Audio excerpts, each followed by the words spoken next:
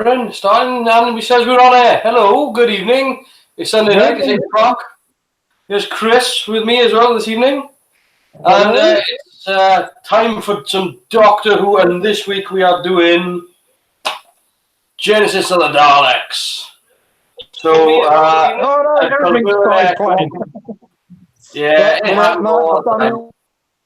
there we go. That's what happens when I've got Carwyn Morris in three fucking places at once. But there we go. We are now live. We're about to do Genesis of the Daleks. Last week we had a great week. I really thoroughly enjoyed it. We were on for a very long time. It was gone midnight by the time we wrapped up.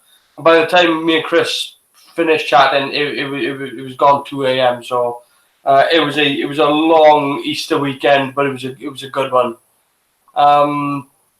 Thoroughly enjoyed last week. So this week now we're going to start off. I think we're going to start off by doing the link because for some reason, until we can work out what the hell is going on, I post the link in the chat if you want to join the hangout. But Chris seems to do it in some roundabout way, but I have no idea why the link doesn't work. I'm going to have to look into it a little bit more when I have a little bit more free time. But Chris, could you explain to people what happens when you click the link? Right, I will try. What happens is Carwyn puts the link up, and I normally use Google Hangouts on my phone. So what I do then is I click that link that's in the chat. It opens up my web browser. Now, apart from the very first time we did it, it comes up and says there's been too many redirects. So I've been messing about and trying to get different things to work every week, and the only way I've got it to work is to copy that link and paste it into the Google search widget on my phone's front page.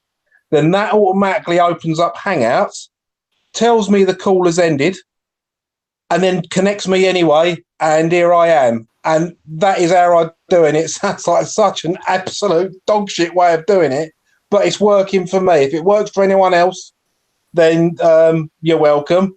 But that's the only way I've been able to work out how to do it, short of doing a direct call sort of thing. Yeah. So I've just done a quick search for Hangouts too many redirects, and believe it or not, there's quite a few. So what it's saying here is error. I don't know. So yeah, friend sends me a link to the Hangout. Will not load. After clearing your cache and cookies, has that helped the issue? I don't know. The same issue. There doesn't seem to be a solve here. I'm not spend too much time with this issue, but it'd be good for other people to be able to just join in. Yeah, it would be. But if it comes to it, seeing as I'm talking on here with you, I have actually got another device with the YouTube chat open today, so I will be able to see the YouTube chat as well while I've got the episode in full screen. So yeah, I mean it's always useful to have the chat up because again I've got other windows open as well. So sometimes when we show in other things and sharing screens and that, if people are in the chat, it's difficult to keep up with what's getting said. Let's have a look here. It just, I mean, so it says, okay. Google Hangouts. I don't want to waste too much time here with this, but it's worth having a quick look to see if we can get. Some people say that it's just a problem with Chrome. So maybe it's just a web browser issue. I don't know. Maybe if you're done with Firefox, maybe that would work. I don't know. Well, I'll have a go with Opera because I've got that installed. So I'll try and pause it quick so you don't get any echoes. Because obviously I'm going to have to open up. The YouTube. Bosh. But it'd be a nice thing for her to solve, just so that if other people want to join in. I mean, it's frustrating as hell the fact that it's just not working.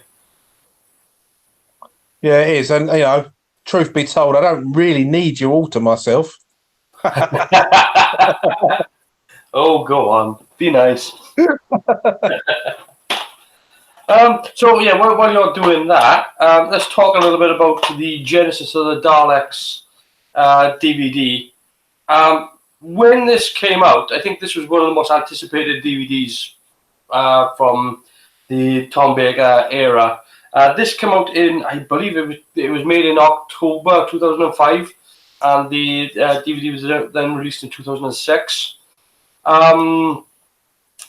Cracking special features on here. Comes with 2 discs. For some reason, they keep putting Blue Peter episodes on here that have the barest link to Doctor Who. Maybe it's just because it's free, because the BBC already own the rights to it. But yeah, I mean, there's a good documentary about the making of the genesis of the Daleks on here. There's a good there's the commentary, obviously, and then there's the Daleks tapes. Genesis of the Daleks, a special 62-minute documentary. The Dalek tapes, a 55-minute featurette, which tells the story of the Doctor, his most iconic villains. Blue Peter, Doctor Who models built by a viewer. I mean, it's just, they were grasping at straws. But they've put everything you possibly want to know about Genesis of the Daleks on this DVD. One of the best things about this Doctor Who is that because this was Tom Baker's 4th outing as the Doctor, he had Robot, then it was Ark in Space, I think, and then it was the Sontaran Experiment, which I believe is only 2 episodes, and then straight into this. And what was good about this was that because he was starting his run and the new producer, Philip Hinchcliffe, was taking over from Barry Letts, they decided to take a bit more time with it. And they decided to take a bit more time with set lighting. And what you're going to see with this episode when we start watching it is a few weeks ago when we were watching the Twin Dilemma, we were joking about how they had silver foil, tin foil everywhere, and it just looked awful because the set just looked like the inside of a roast chicken, and it was overlit everywhere. Now here, all the sets are made of silver. There's lots of tin foil everywhere, but the lighting on this episode is so good, so well done. It actually works for it. But we'll see that when we get into the episode. So, yeah. Any luck with the Hangout, Chris? Well, it does the same thing on Opera. It says the too many... I have no idea. Too many redirects. You know the link that you were in now? The one we're talking on? Yeah, the one that's at the top of your screen. Oh, wait a minute. What's this? What if I...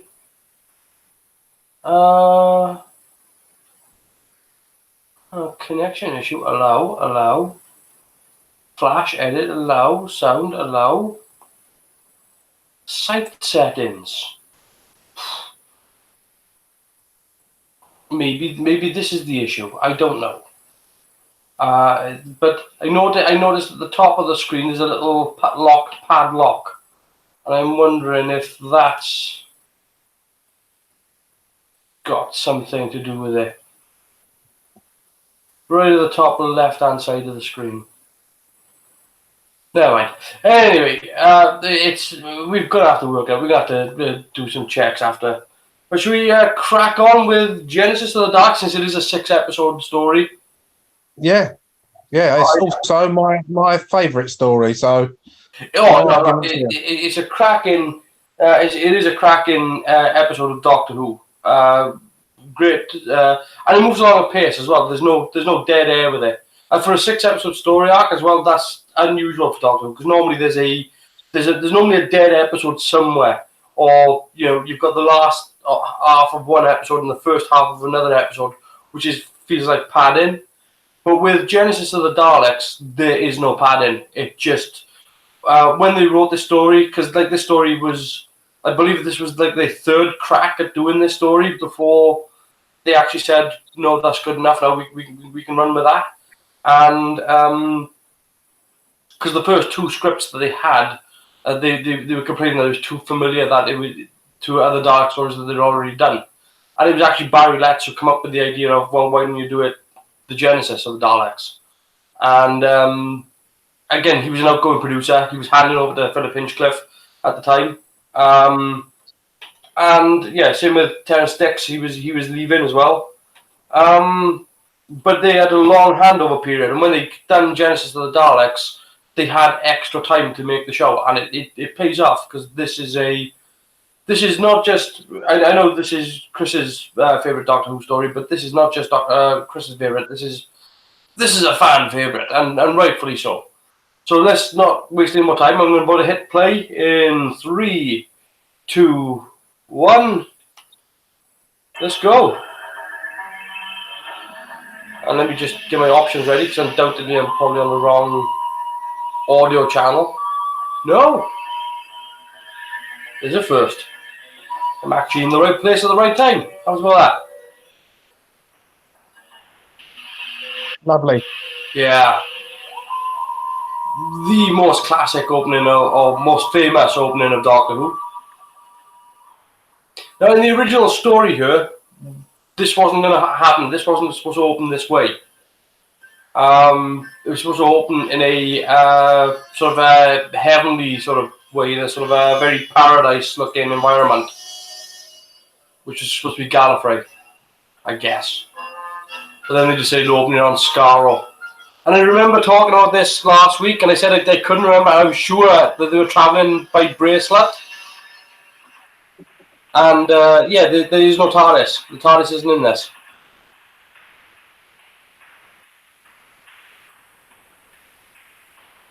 Time Lords are making them travel around by time bracelet.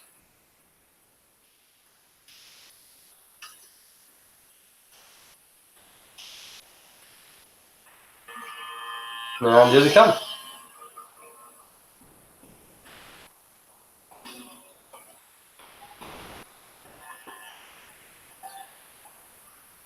It's a good solid opening with all the fog everywhere.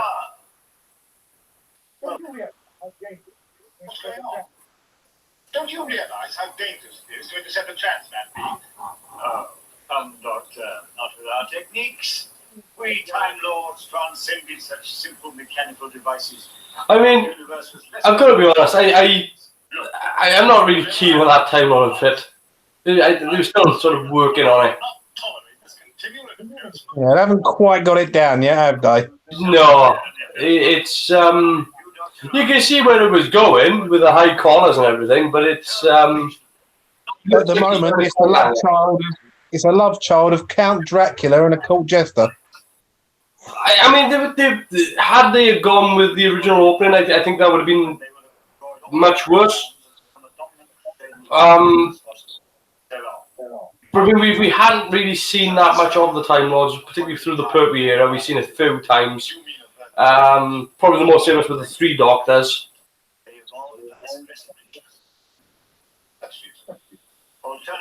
And this is the Time Lord's plan to interfere with the Daleks.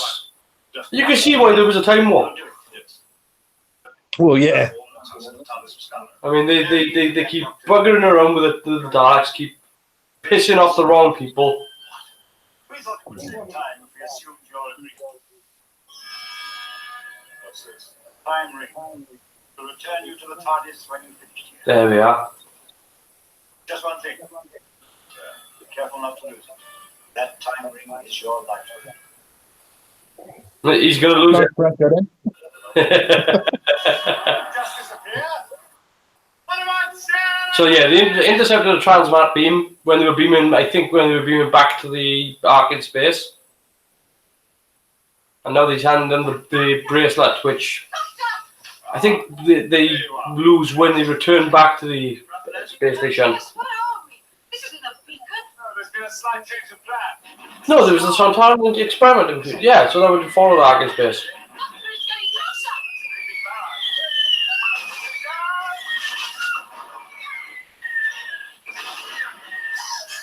Yes.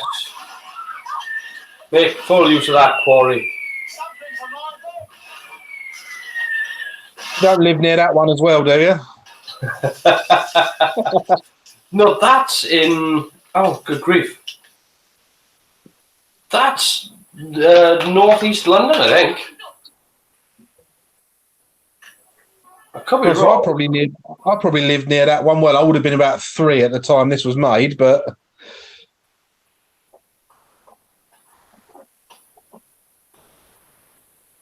I'm fairly sure. I'd have to check the location shooting on it, but they used. I believe that's the same quarry that was used in later episodes for things like Time of the Rani.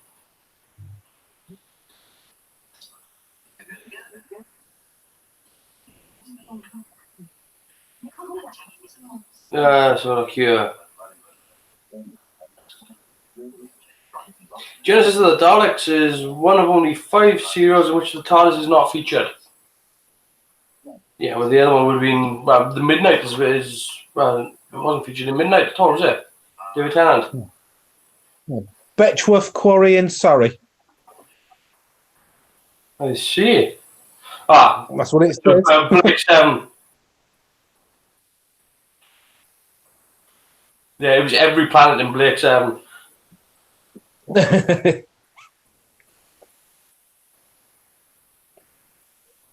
Nice shots, though. I mean, big wide angle.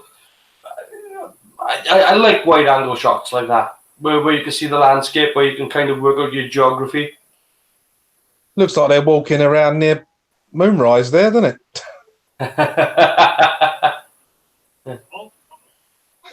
Wrong colour dirt. Yeah, I know. Before you painted it. Okay. First appearance of Davros.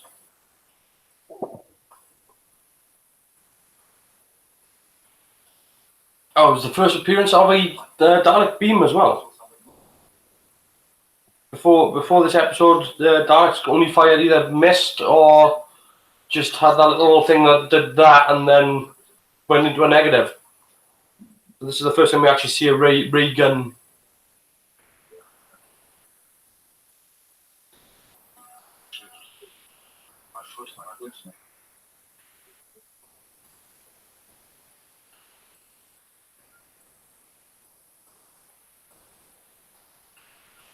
Right, it's not really clear here, but I think he stands on it, but he's actually not standing on the detonator. The detonator's just over to the right.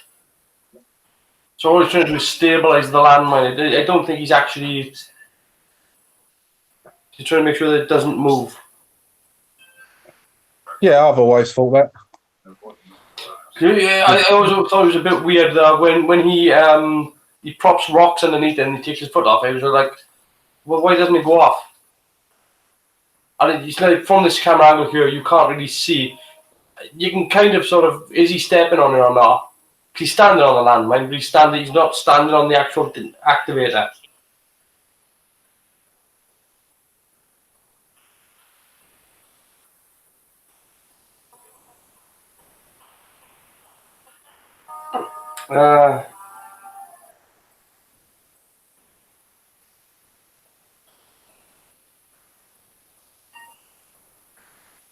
It is said that the last Great Time War, as part of the Doctor Who revival, is caused by the events in this story. So yeah, that is part of.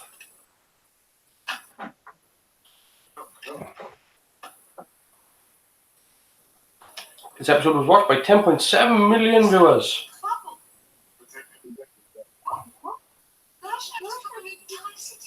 Nice shot. Brilliant shot, in fact. That's the sort of thing I'm going for with Roscoe, is that sort of shooting. Well, from what I'm seeing so far, I reckon you'll get there with that, mate. Oh man, I've literally just spent a shed load of money to build a motion control rig. Nice. So Nice. That's going to be a upcoming video soon, shortly, hopefully. Fingers crossed. Could be a total disaster.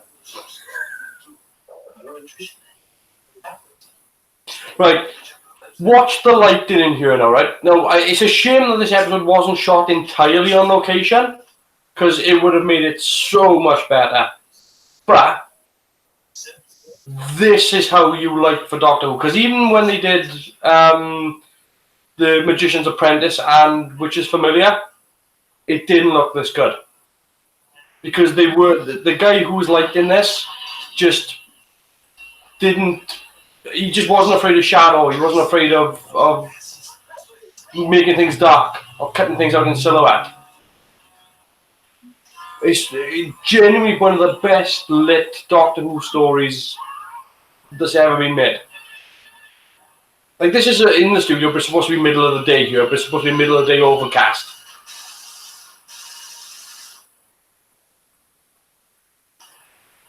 But watch when we get inside now, and you see like how they've lit the sets and the corridors and everything, and it looks great. It genuinely.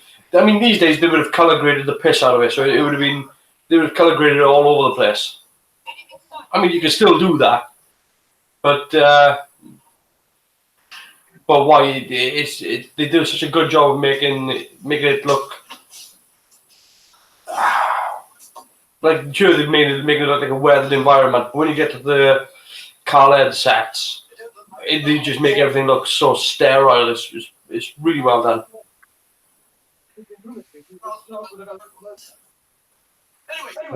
So yeah, voted as the 4th greatest Doctor Who serial. An outpost garnered for to celebrate the 40th year. Oh, okay. The 4th greatest. What the hell are the other 3? Well, the Caves of Androzani is normally up there, isn't it? Well, yeah. But better than this? I mean, it's good. I like it. Don't get me wrong. I'm not knocking the Caves of Androzani at all. But really? Caves of Androzani better than Genesis?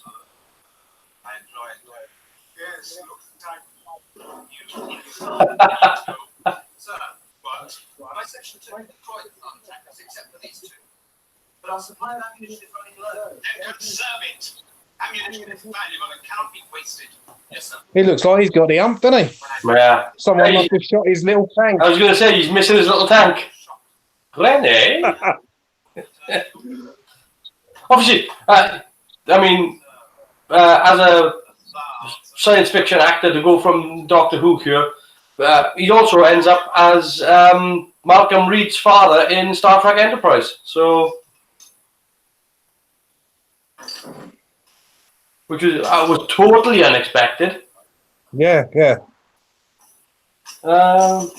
Me and the missus made the tank joke. We watched that. I think we only watched Enterprise for the first time the beginning of last year.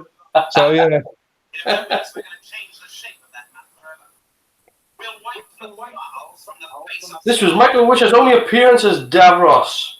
I was just wondering. He was the 3rd choice after David Bailey and Roy Skelton. Wisher was wanted back for the 4th Doctor, Destiny of the Daleks, and Resurrection of the Daleks, but was unavailable on both occasions. Terry Malloy, who became Wisher's permanent replacement during the 1980s, based his performance on Wisher's. I mean, yeah, it's a great performance.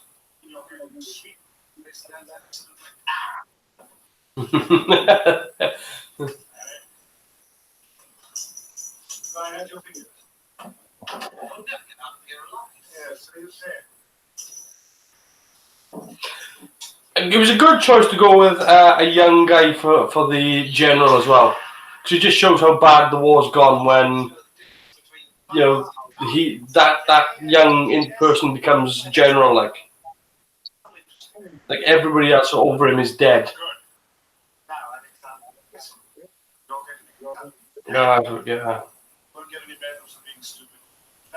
You won't be getting any more medals. Terry Nation intended the Mutos to be much more bestial in appearance, their forms usually hidden by their rags. Yeah, it's something called budget.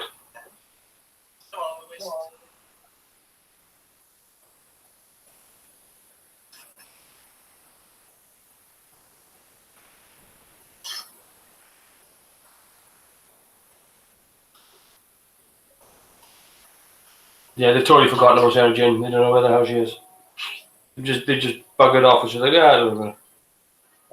How could you forget Sarah Jane? The Doctor can easily.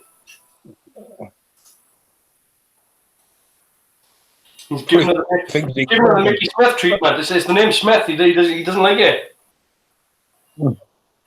He's the only Smith. There can be only one. Yeah, exactly. The gas attack was achieved through dry ice and green light in, and no shit.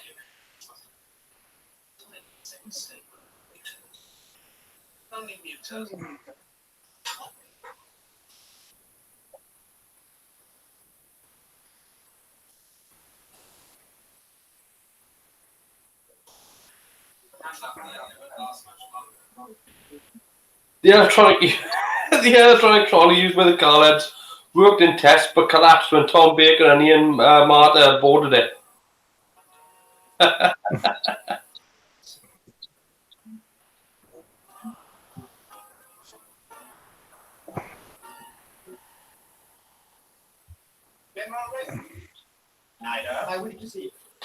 Great character, Nida. Love him. What an absolute utter bastard. Security Commander Nida. One of the best villains in science fiction.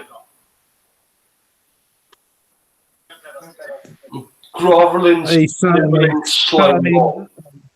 certainly looks the part for a certain conflict in the early 40s, doesn't he? Oh, yeah. I mean, he's talking about the there's a bit of contention because they even do this when they click heels. You're talking about the best Doctor Who episodes and wondering what was there. Yeah. I finally found a list from Doctor Who official magazine that covers all the series. So number 10 is Remembrance of the Daleks. Yeah, good choice. Number 9 is Human Nature, stroke the Family of Blood. All right, okay. Number 8 is Pyramids of Mars. Mm-hmm. Number 7 is The Empty Child and the Doctor Dances. Understandable. Number 6, The Talons of Wang Chiang. Yes, if somewhat racist. Number 5, City of Death. Oh, yeah. Number 4, The Caves of Androzani. Number 3, Genesis of the Daleks. Mm-hmm. 2, Blink. And number 1, The Day of the Doctor. Yeah, okay. I can understand Day of the Doctor. Day of the Doctor is awesome. It's a proper Doctor Who movie. Yeah, so that's the official magazine's. Yeah, no, I can agree with. I don't know about if I agree with the order, but I definitely agree with the episodes. I think I would put Remembrance higher than Family of Blood and Human Nature. Yeah, so would I. But I mean, that's the only list I could find, which is why I've been quiet for a minute. That didn't into New Who and Old Who. That's the only list that covers it from as one series. It should be. But again, it was on Gallifrey 1, so I don't know whether or not that's still a thing anymore. I know on Post Gallifrey, I think went by a while back. So I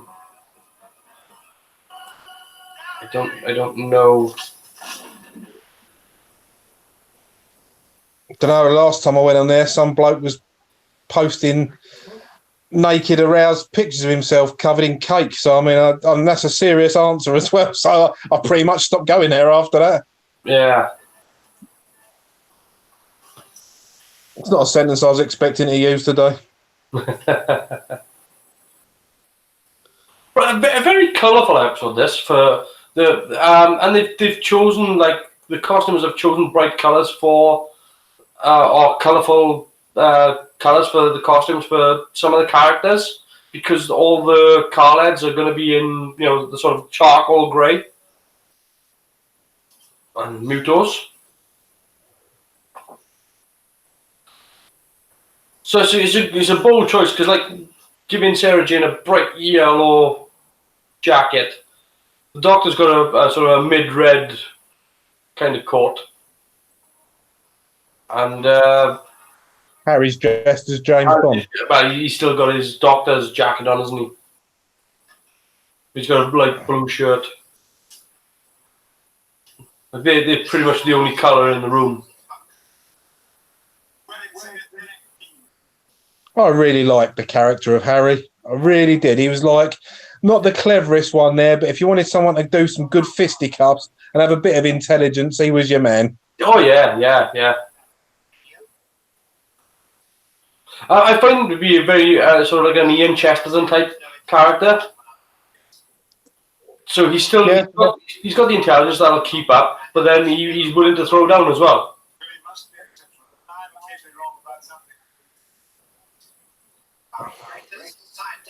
And Tom Baker is just Tom Baker. Yeah. But I mean, well, take a look at this light then. So when we were talking about Twin Dilemma with all the silver everywhere. There's metal all over these sets, all over them. But because they are focusing the light purely on the floor and not lighting the walls at all, what you get is all the reflection lighting the room. So it's a very minimum lighting. And the shadows just give it so much of a 3D quality. There's no flat lighting. Like later on, by the time you get to later episodes of Doctor Who, all this stuff where you can see all the shading on Tom Baker's face, it goes away. And it's a shame because you can clearly see the amount of work that's gone into this episode. Yeah, I mean, it does look like a military bunker as opposed to a converted classroom. Oh, yeah, absolutely. I mean, they've made it look really sort of concrete, grey, steel, sterile. It's a neutral military environment as you can get. But the lighting on it, with the downward lighting, I mean, there's a bit of off-camera side light, hitting Nigel in the face there on one side. But it's such a good lighting resolve that all these people, they're not being flat lit. I mean, you can see all the shapes on their faces. You can see the ruffles in their costumes. I tell you what, they wouldn't get away with putting this out these days. Not with the iron crosses and the Nazi and stuff like that. Yeah, no, I mean, they had enough trouble when they put it out back then with Mary Whitehouse running her mouth. I mean, there was something of a point to it. I mean, the war was still kind of fresh to people, to those who went through it in particular. And this was going out at 6 o'clock on a Saturday night, so it was good reveal of Davros.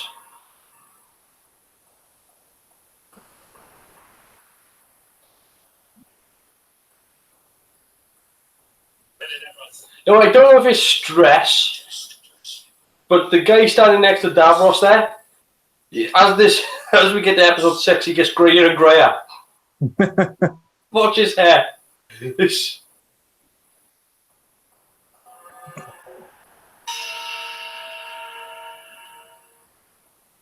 There's a Dalek.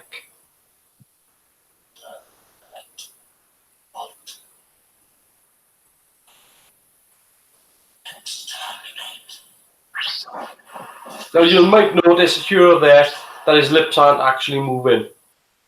Where they've done ADR and they figured nobody would notice because nobody's going to watch this on a 43-inch screen. And nobody planned on that. That's episode 1 done. Good little cliffhanger for episode 1. Good reveal of the Davros, good reveal of the Daleks. I think it works pretty well in terms of how the continuity works with the Daleks. The only thing that's really wrong is at this moment in time they've kind of forgotten about the the Hartnell Daleks, because in the Doctor Who and the Daleks, the Hartnell episode, they could only ride around on copper floors, and that's kind of a notion that's been forgotten here, because that's why they never left the Dalek city in Skaro, was because that was the only place that they could function. They couldn't leave the city. That was the whole plot of the episode. The Falls look a bit different as well. Yeah, but I mean, this is again, this is before, about 1,000 years earlier. It's supposed to be.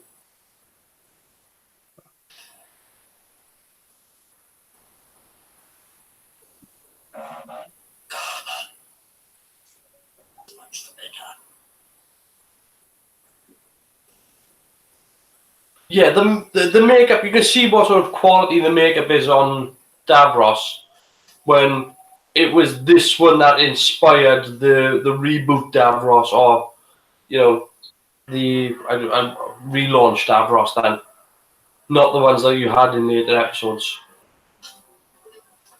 Yeah, I was reading up when I was looking for the quarry they filmed in, and they were saying on that they went for the cheaper latex, and because it was softer, he was able to actually eat and move and everything properly while in makeup. Yeah. I mean, he was a smoker as well, so he could do pretty much everything that he wanted to do in the makeup, and he looked a bit odd in the canteen because he had that makeup on, but he would also to keep himself cool and comfortable, he would also wear a kilt. So you have Davros walking around the canteen in a kilt. Neither was an Iron Cross. It was supposed to be reminiscent of the Nazis. It was decided during filming that the Iron Cross was too blatant a reference, so the element of the cross was removed for the rest of the story.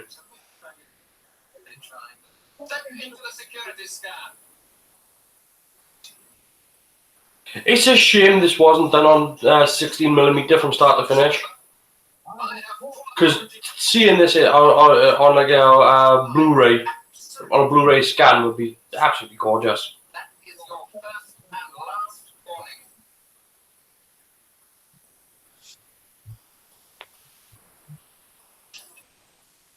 Now watch this. Now watch what happens with the light in here. Now any other Doctor Who episode, but they're using the light to full effect.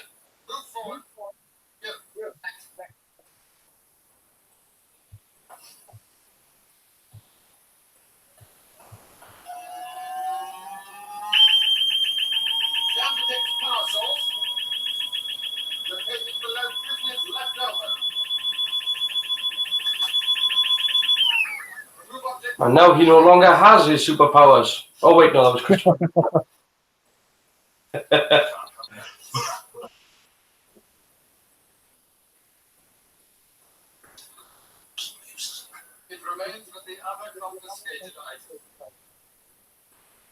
This is the third and final story in the classic series to feature the Thals. They were introduced in the Daleks and returned to the planet of the Daleks.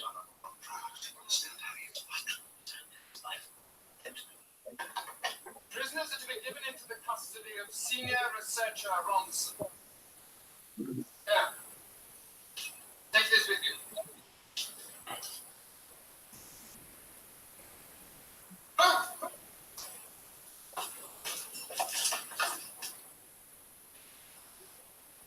Very angry, these Carleds, aren't they? All of them are. That's what's good with this story. Is even the Thals. The Thals are just as bad as the Khaleds. It's what makes the Daleks work. When you think about it, because the Thals are trying to wipe out the Khaleds. The Khaleds are trying to wipe out the Thals. Davros invents the Daleks, and of course it's an environment where you could think that they could exist because both sides are just as bad as each other. I mean, even the what do they call them, the Mutos, they fight over everything.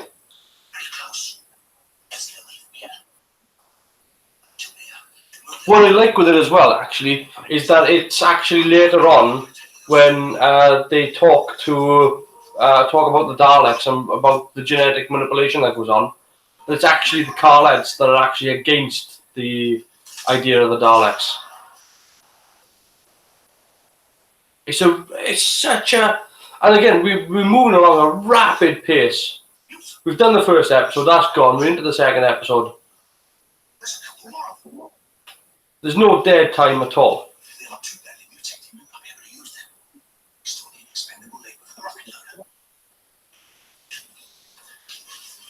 But look at the lighting.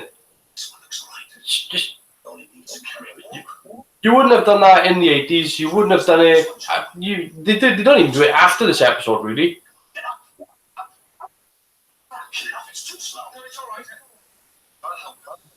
I mean, even New Who does barely.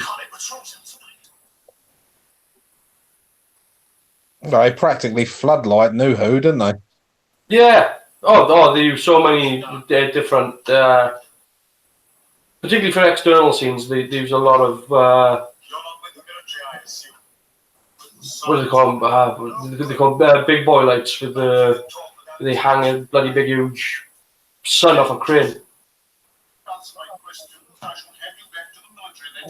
And this scene here reiterates what you were saying about the use of metal and not tin foil and that. Yeah, but I mean, it's everywhere, but it's adding shape and texture to the scene. You can, they've not overdone it.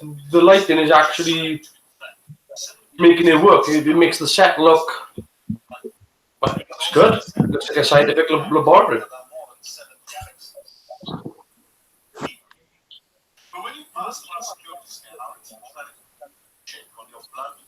I love this guy. Watch this guy's reaction to the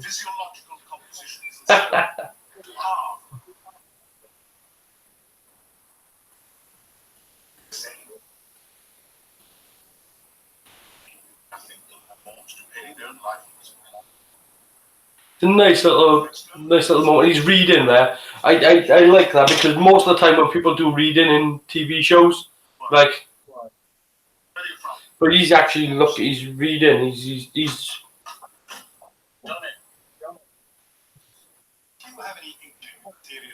Wouldn't it have been useful if the Doctor had something along the lines of, I don't know, psychic paper or something for that? Yeah, well, it would have helped. Oh, look at that. That's fantastic.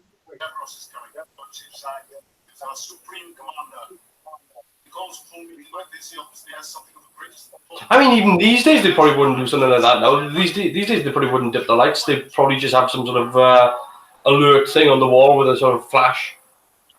But that, to have all the set go up and down like that. Yeah, but they'd have to change the bulb. Yeah. But see the shadow, look, everything behind, see the scientist behind Davros there? Yeah. Everything behind him now drifts into a shadow. And there's all that silver, and that silver is picking up highlights and bouncing everywhere. It's beautifully done. Good camera shot here as well by following his hand. So odd choice, but I love it. Instead of focusing on him, he just focuses on this.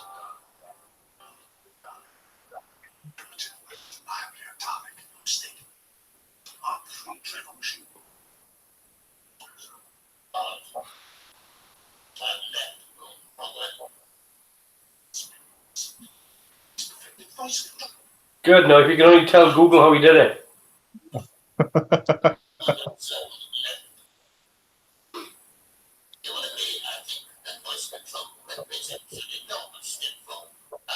I think, I mean, I know for the budgetary reasons, but I think I would have removed the plating that goes around the midsection back to how it was, where it's just the two strips going around. Just to make it look a little bit more like the original Daleks. They didn't have to put the dish on the back. Well, that was secondary, wasn't it? The dish. They put the dish on the back so they could transmit the static.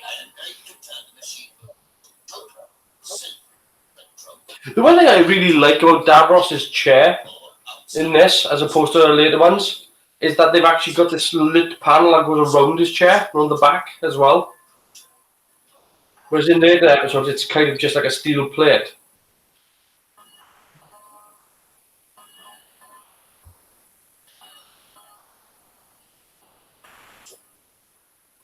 I gotta love. I want me one of those big toggle switches. I love a toggle.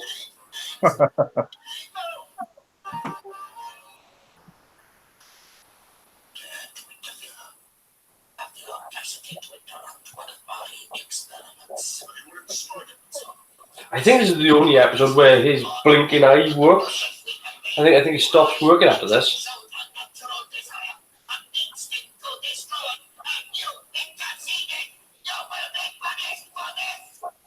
Davros, I'm sorry. But I believe that these prisoners could be extremely valuable. By all means, when I finish my quest, invent the machine to what likes with them, but I do need to interrogate them further.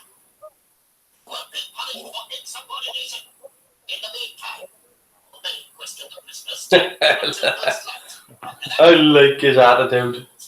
You're still going to get punished. You're right, of course, but you're still going to get punished. Now do your job and do what you want to do, but then I'm going to punish you afterwards. Thank you,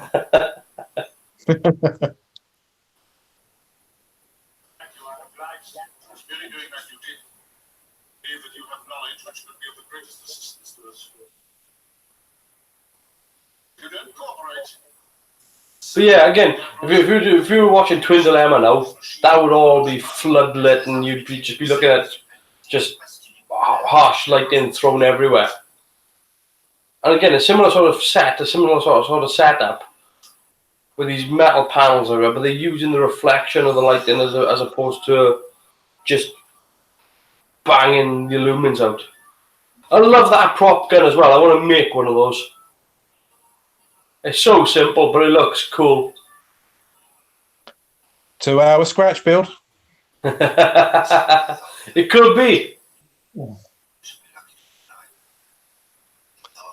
The other thing I like about this this story as well is Davros aside, there's not really that much makeup and prosthetics or anything like that to look rubbish, I suppose.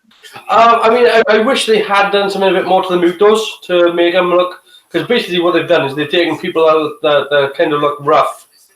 They found in the pub and we just went, yeah, you can be a mutant.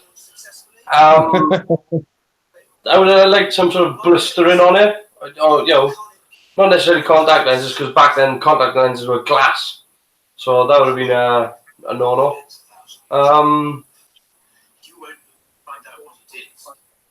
But I mean, they could have done some sort of blistering.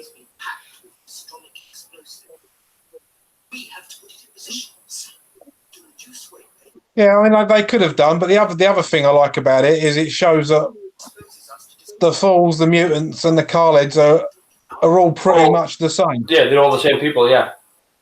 And they can't see it. They can only see the differences.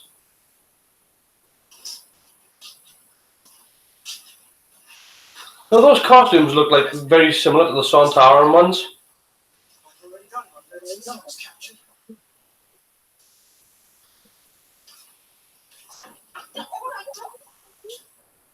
I'm wondering if they were actually leftovers from the Sontaran. But good sets. Again, I would have liked them to have filmed it on location because it would have been bigger and they would have been forced to use film. But you're going to see a studio shot later on, And one of the little tricks that they use for the studio shot is to make it look like they're high up. Over in the corner of the studio, they put a load of Christmas tree lights. And it just makes it look like, because of the camera can parallax a little bit, it just makes it look like it's so far away. And it's a very good trick. They're on form.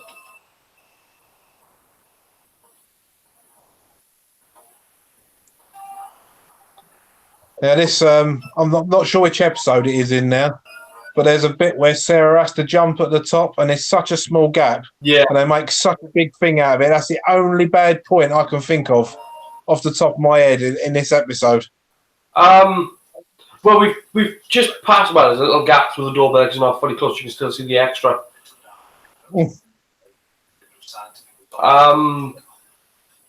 Yeah, there's a little part where you've just actually passed, whereby once again Davros is talking, but his lips don't move. So he's a very good ventriloquist. He's the head scientist and great at doing like Orville.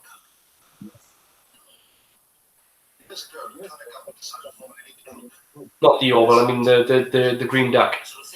Yeah, I know what you mean.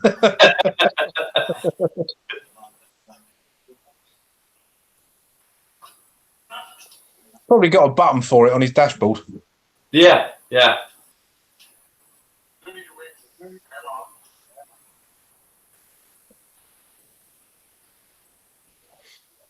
But yeah, I mean this. So they've got 2 episodes now of basically gunning the exposition. We've had the introduction of the war. We've had the introduction of the Thals. We've had the introduction of the Carleds. Introduction of Davros. Introduction of the Daleks. Now we're getting into the rocket that they're going to use to fire to wipe out the other side. All that sort of stuff, the radiation poisoning, all that.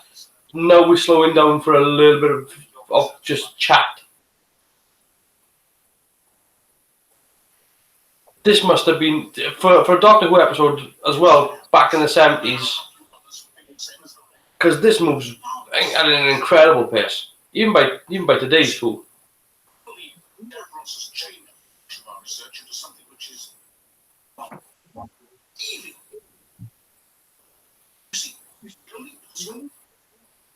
Weapons to end this war.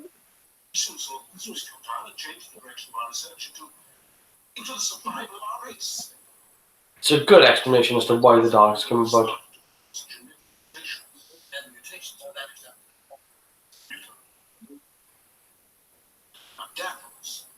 He believed there was no way to reverse this trend, so he started experiments to establish our final. I mean, I wondered if you could sort of go back to earlier sort of Skaro before the Daleks, way before the Daleks.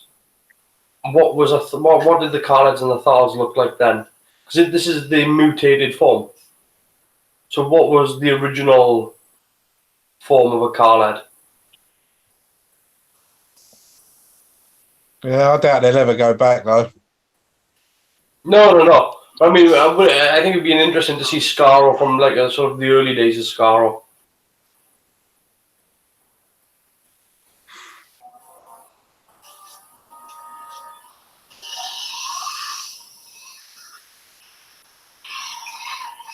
Yeah.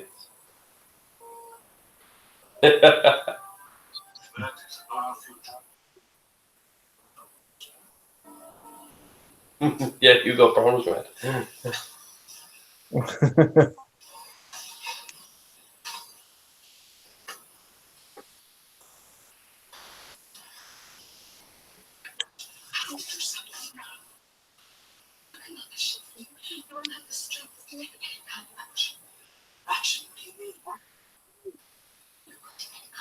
I mean, it's just such a good-looking episode.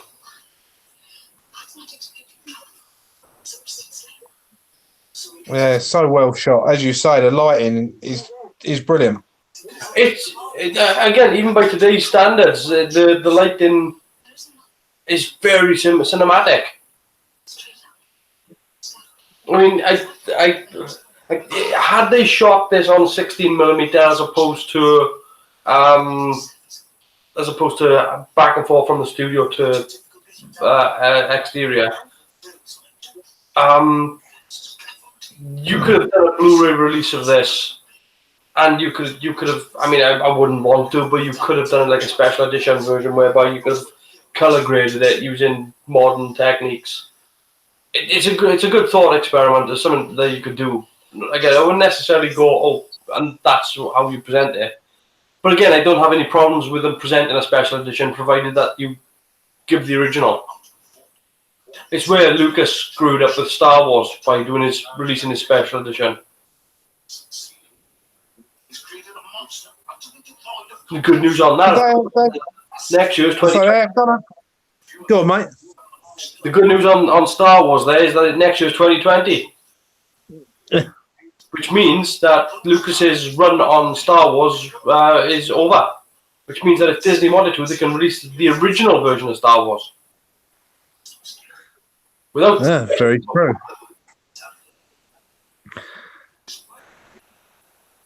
I forgot what I was going to say now.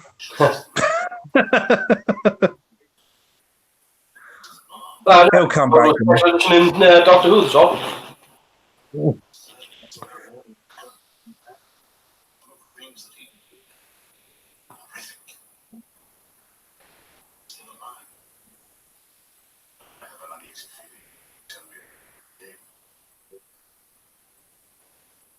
I remember now.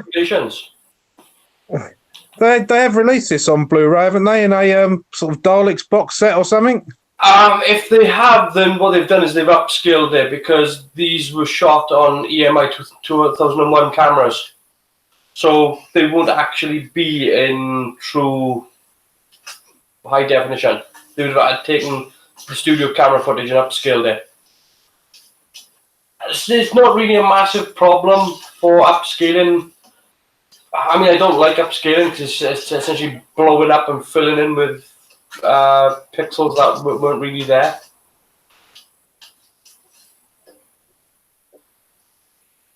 If it's done well, it's done well and it looks good, but you're never going to get a proper crisp video. Like this is Super 16. Well, this is Super 16 mm, not Super 16. You can see the difference between a studio shot and a 16 mm shot. You know, it's quite obvious. Let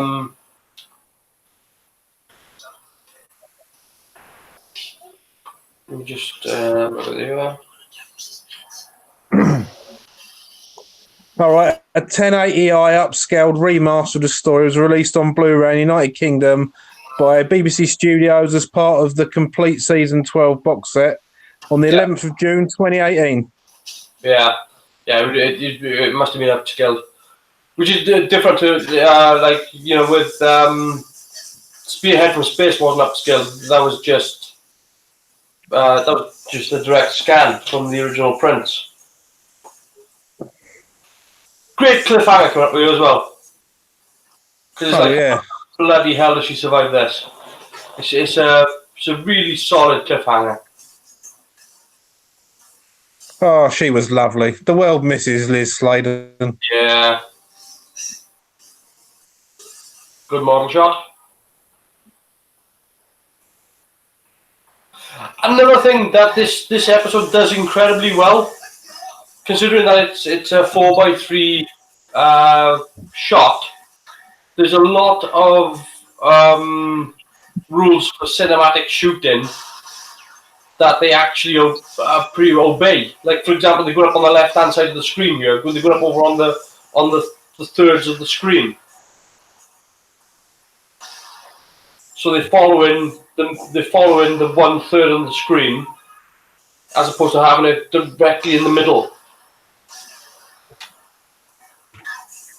And so that you can see all the things. Plus, they never break the 180 rule, as far as I'm aware, unless they have a camera that actually just pans around. Lots of death.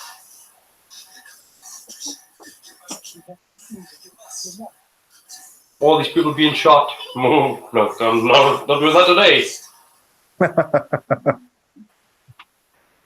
What with bullets? No, nay, never.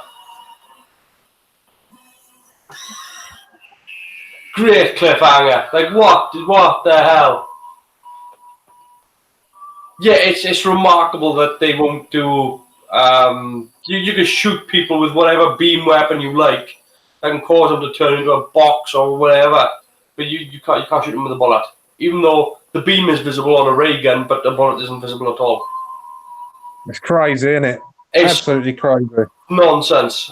Nonsense. It's bullshit of the highest order.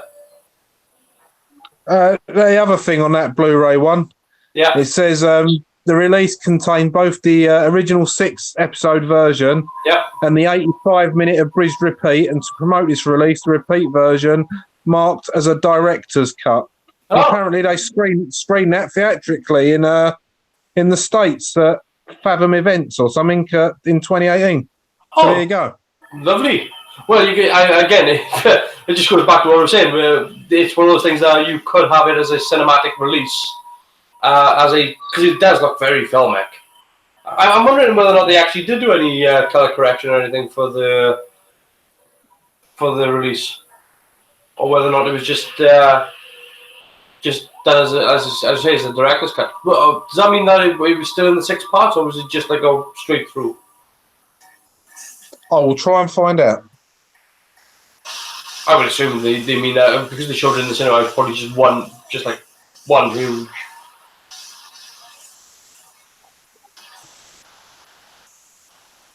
But yeah, using paint as scaffolding there.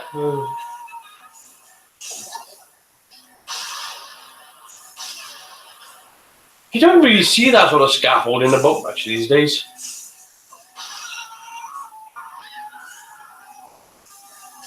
But when it comes to cliffhangers, they knew what they were doing. With no next time trailer either. Oh yeah, exactly. I missed the days when you didn't know what was going to happen next. You didn't have to advertise next week's show. That's confidence for you, where you don't have to. Crap.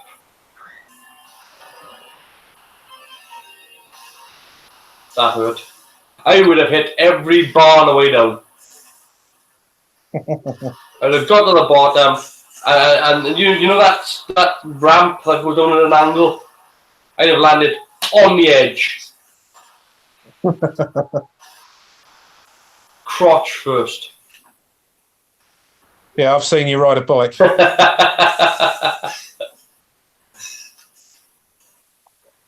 Sorry, did I say that out loud? I bounced on our road. Here we go. This is that top shot I was talking about. Now, over on the right-hand side is nothing but Christmas tree lights. Now, they're in the studio. It's lit to be a nighttime shot. And those lights are about 20 feet away, I think. But they're trying to make it. I would have added a bit of wind to make it, a little bit gusty, like.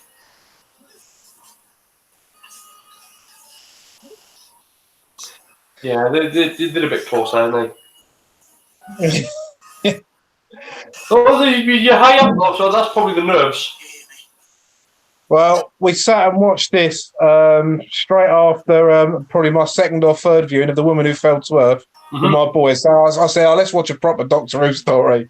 And they actually pissed themselves laughing at this bit of that little jump. So yeah, but okay. The thing is that it comes to the fact that you can't really show them how high up they are. Whereas with Woman Who Fell to Earth, they could have, and they didn't. And so it suffers with the same problem, because that makes me laugh. The fact that they were 15 feet off the floor with the camera down as low as possible, whereas sure, they physically couldn't show you how high up they were without showing a model shot. Yeah. There was no way to do it. But if you were that high up, you'd be cacking your pants. Yeah, don't look down. Yeah, broken the shoulder.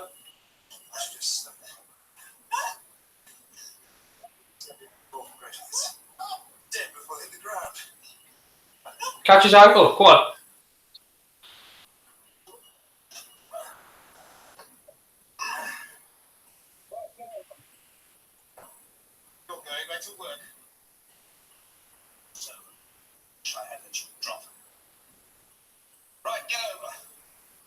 But again, it's all done, and you can see it from the reflections there how minimum the lighting was. Like you see just spotlights here or there, just to splash a little bit of lighting around.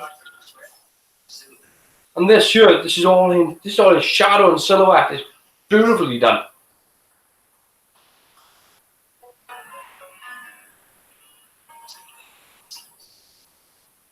I mean, you imagine what that would look like if they'd done it in the 1980s. Like we've seen examples from shows like Dragonfire, where they've got these sort of polystyrene cages and everything, and it's just been overlit.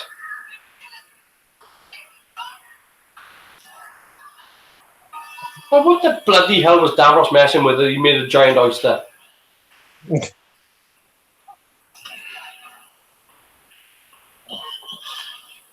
Yeah, that's kind of counterintuitive, Doctor. His leg's in there. We're whacking a rock on it. Yeah. What's it leaving it open with?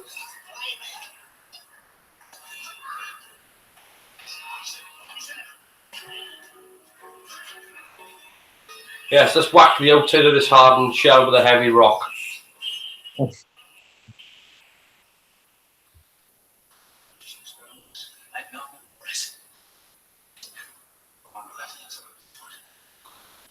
It's good that Harry is like this sort of this intelligent character. That you can have these little moments of flurrying with the Doctor.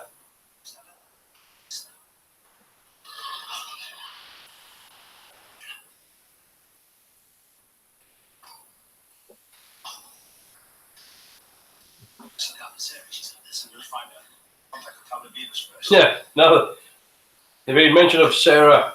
They've actually remembered that she's not with them anymore.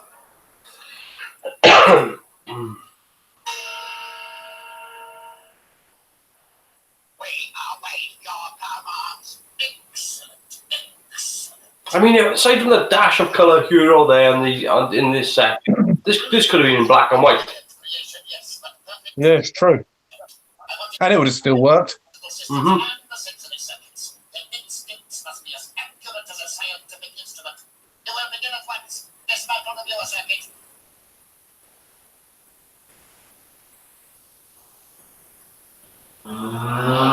Know the prisoners escaped.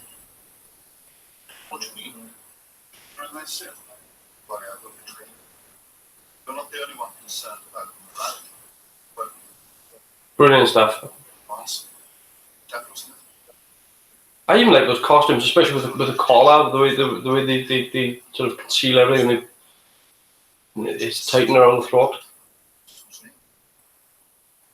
Yeah, it's very militaristic, sort of doctor type scientist, isn't it? Yeah. And they I mean, like, who directed this? Was it David Malloy directed this? Oh, quick.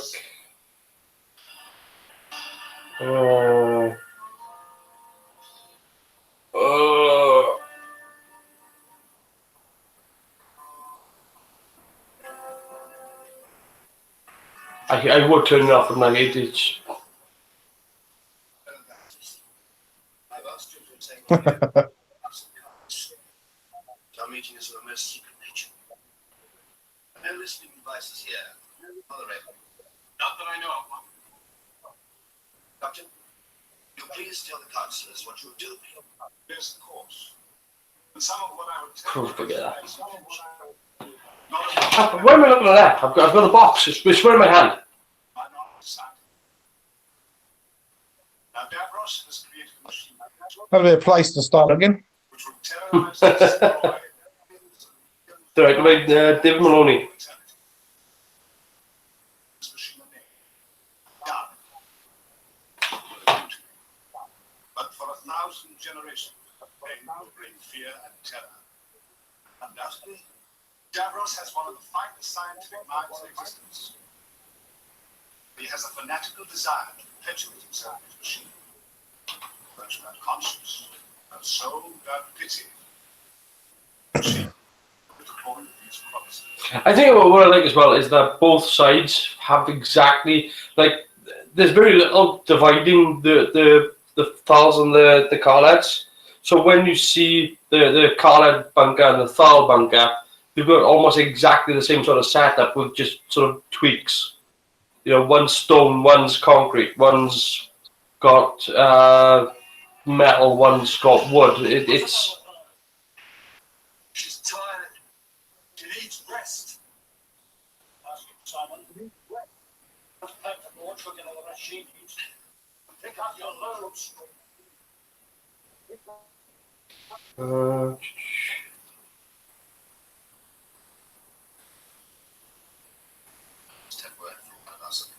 But yeah, I mean, Naida is one of my favourite villains.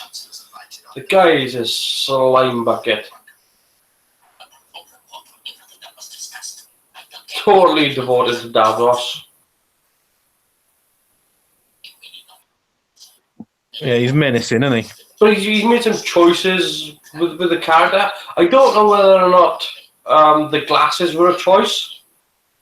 But I've seen him in other things since this, and he wasn't wearing glasses then. So I'm going to assume that those glasses that he's wearing were actual a choice for the character. Oh, look.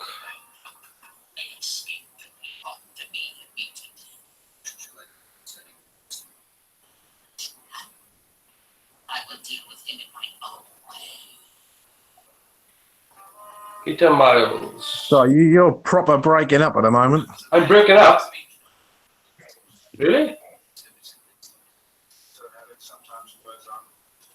Is it still running?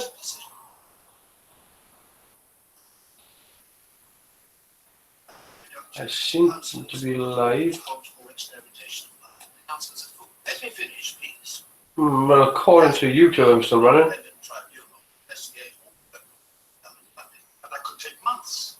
I wonder if it's your end. That's mate.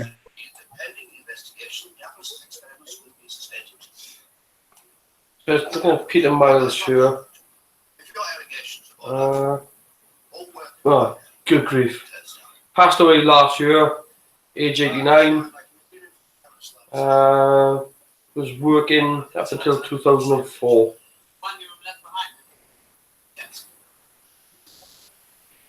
I can't be certain, you understand. But our agents inside the Thal Dome reported a newly arrived girl prisoner who led an attempted breakout. Yeah, apparently it looks like the glasses he was wearing was a character choice as opposed to an actual necessity. What they don't know is that no matter how powerful their rocket, it cannot penetrate our... Well, it's probably to give him that sort of Goering kind of look. Oh, yeah. I mean, yeah, there's very much... I mean, a lot of villains that are supposed to be sort of these sort of commanding villains normally wear glasses in lots of productions. I think the idea is that you put a veil over the eyes so that the eyes are supposed to be the window to the soul, that kind of thing. Yeah. There's a separation. But then you've got somebody like Guy Steiner over there. Or Sinner, is it? Steiner? I mean, he's just good at doing flap. He's just good at he can do over the top really, really well, but he can do angry and then deliver it with not just conviction, but with real sort of venom behind it. Yeah, definitely. But yeah, look at Knight over there. He's standing there. He's so pompous. So that little curl of his lips where he's just got that wry smile. It's not even a smile. It's a smirk. See it? Yeah. He is doing nothing at all. But there's this look of I'm better than you. The members of the tribunal will arrive in that time. Thank you, Davros, for your cooperation. It is simply my duty. Inquiring over your ethic. Accept our loyalty and total dedication to the cause of the government. Brilliant stuff. And again, what's this, episode 3, episode 4? 3, I think we're on now. battling, Yep. flying through it. There will be no investigation. You can't stop it now. I can and will. Council, assign the death warrant of the whole of the Daleks people. Only we, the elite, we and the Daleks will go on. Are there people go that far? You will not know me. No. But, oh yeah, watch this now. Watch. He's. You think he's having concerns, Creatures installed in the machines immediately. but he's actually coming more and more on Davos' side. They're still very erratic, unstable. They will not be allowed self-control. And Michael Wisher, And that will limit their actions. Without a doubt. talk about casting the die. Yeah. I mean, just that little bit with his hand, just like this all the time.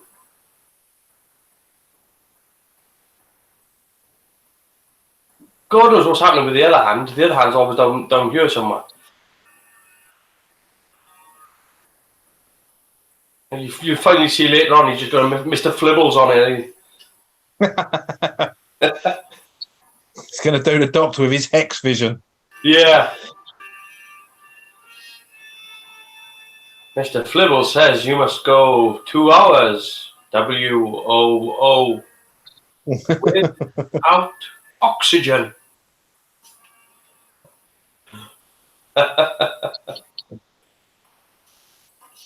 But yeah, I mean, you've got to remember as well, like making this episode, they had a very limited cast, including extras as well. There's not many in the way of extras. You think you're seeing more than you are, but really there's like maybe a cast of 20 if you're lucky.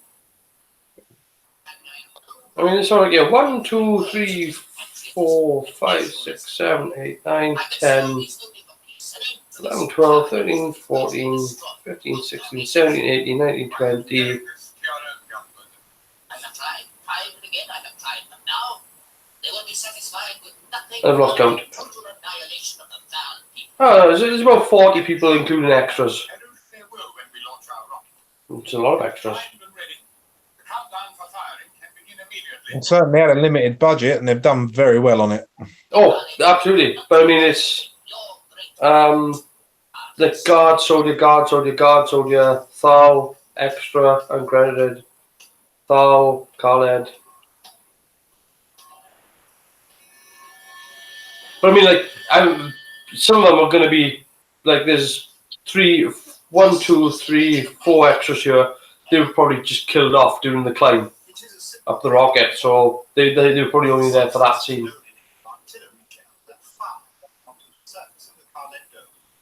It will weaken the molecular structure and make it break. Your rocket will then be able to penetrate without resistance. Yes. Why are you giving us this information? You know that your own people, the Carlins, will be utterly exhausted. This is what's great about Davos's plan. That he is willing to kill his own people just so that his plan can fall into place, that he can actually unleash the Daleks. This formula gives you power and that. I don't tomorrow. Well, Yeah. Also, as well, if you look at the set, and it's something that we haven't really talked about with the set design, but they've already started putting the door panels on, which are these little round discs.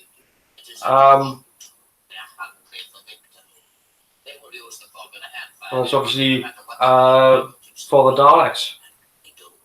Dalek controls are circular, so Khaled controls are circular.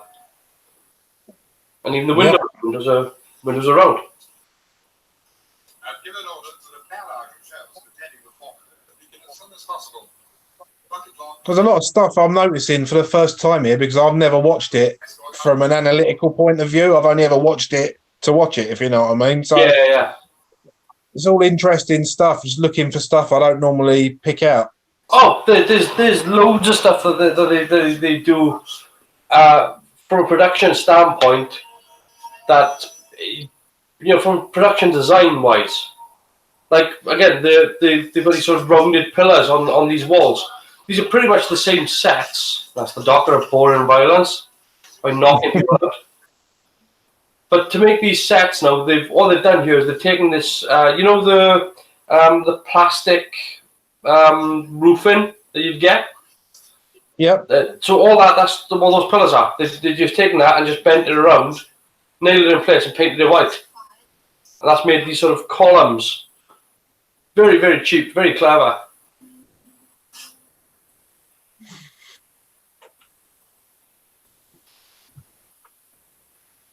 You would not believe how difficult it is to make a sliding door,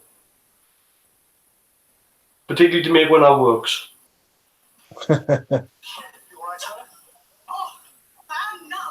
And those outfits, I'm pretty sure those outfits are like extra Sontar outfits. They've got that sort of padded shoulder. But look at this, like, look at the Tom's face there.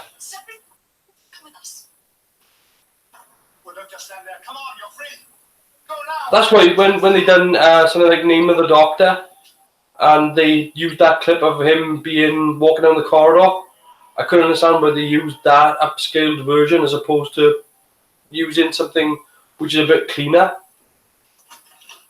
that has less anti-aliasing.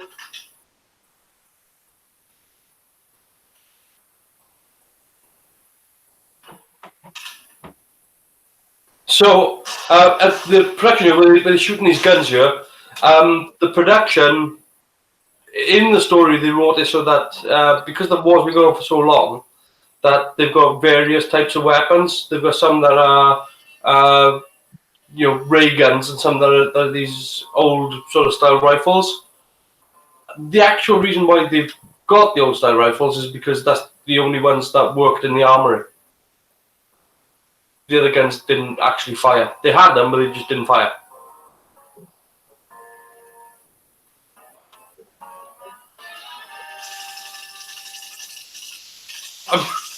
I'm not sure why you'd have a scaffolding that would do that, but okay.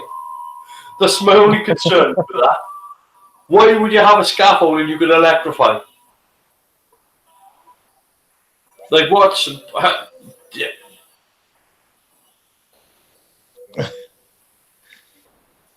I think it was a strange one.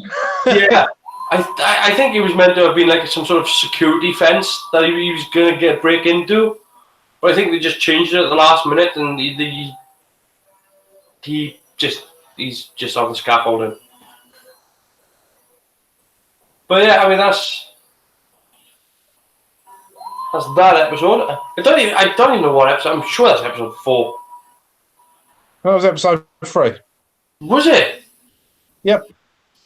That's what it says on mine. Genesis of the Daleks, 3 of 6. See, they've covered a lot of stuff with the first 3 episodes. I mean, there's a lot of exposition and plot going into these 3 episodes so far. And we still got 3 to go. And they still, I mean, even by episode 6 of Genesis of the Daleks, they still spitting out exposition. But they're not hanging around with it. It's right. Let's do this. Move on. Let's do this. Move on. Let's do that. It's even by today's Doctor Who standards. In fact, one of my big complaints in Series 11, as you know, was that the pacing of the show was often slow. You don't feel it with this.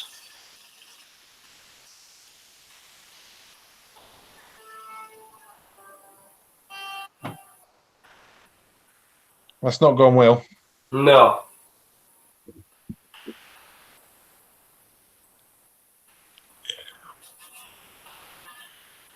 Early blue screenshot. Or CSO, I should say.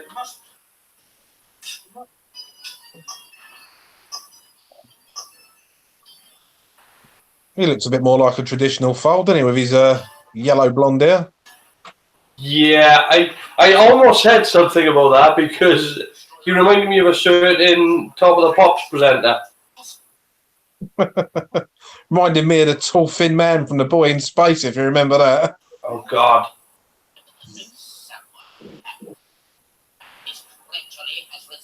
A great makeup. We haven't really talked about the character design for Davros. I'm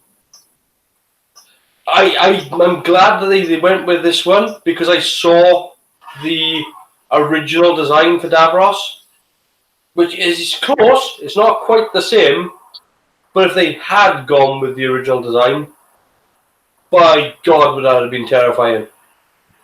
Absolutely bloody terrifying. Davros looked in the original concept design. He looks fairly similar. He's like 80% what appeared on screen. But if you imagine the man in the chair looking like one of those wasted experiments from Alien Resurrection with a light in the middle of his head, that's more like what he was. I don't think I've ever seen them, so. Oh man, he still had the sort of the bulbous head. He didn't have the thing on the back. Still had the light in the middle of his head, but he was more like this, hunched over, and a bit more. I don't think he had a jacket on. I think he was sort of shirtless, and it was just this twisted form.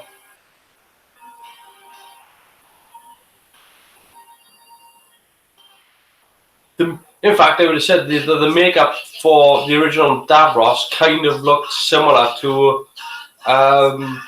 you know the design for the makeup for the Elephant Man. Yep. He looked sort of more like that. Whatever happened to him, the Elephant Man? One cracking film, then nothing. Yeah, I mean, he couldn't go on to do anything after that. He could have gone on to do so many things, but. I nicked that joke from Jack D, so hands up. Yeah. Let's see if we've got it here.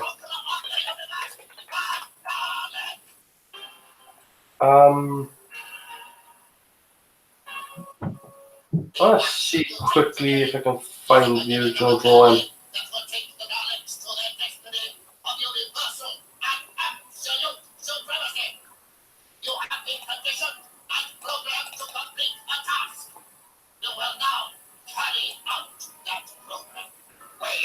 Oh, that's not the one.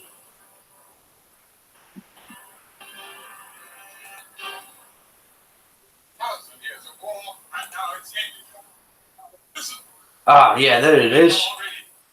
Open in tab. Let's see if we just open the image. Yeah.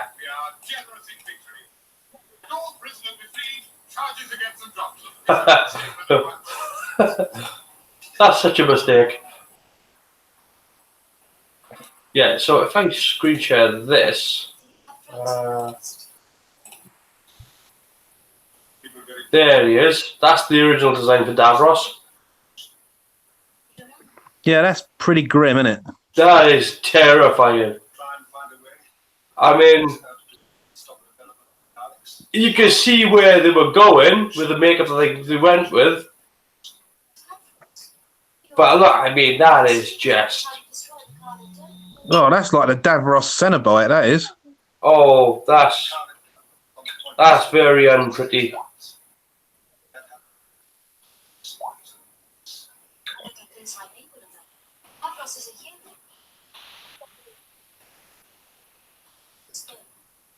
But yeah, that's a very grim design.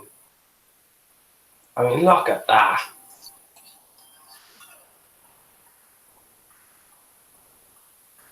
Yeah, that would have scared a few people. Scares me no.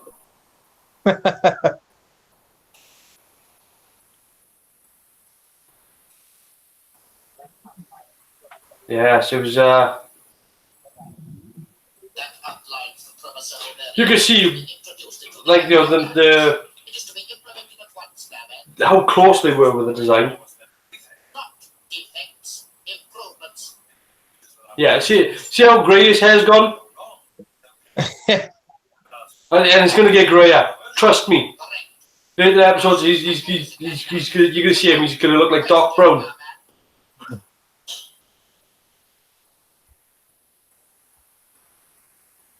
But such a classic design. so glad that they were really faithful to that design with the later episodes.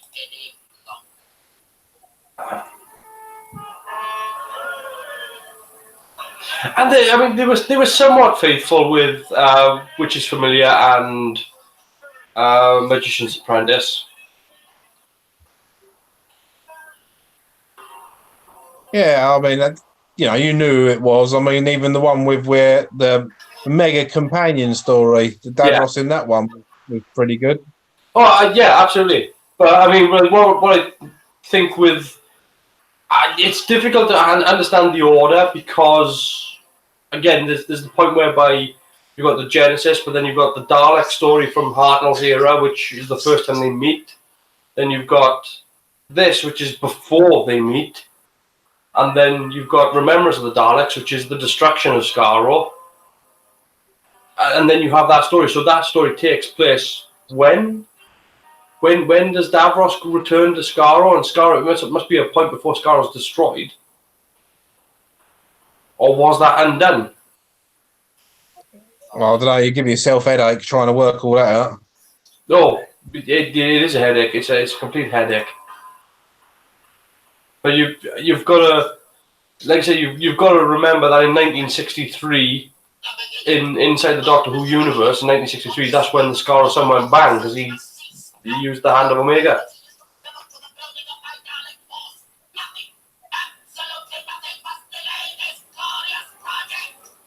Watch, right? So, from an acting standpoint, you've seen Michael Wisher in earlier episodes, and he's been very, very still. He's sat like this, and he's only ever really moved his lips. As he's progressed through the episodes and he's become more irate, watch how much movement he puts into Davros. It's brilliant stuff. Genuinely brilliant.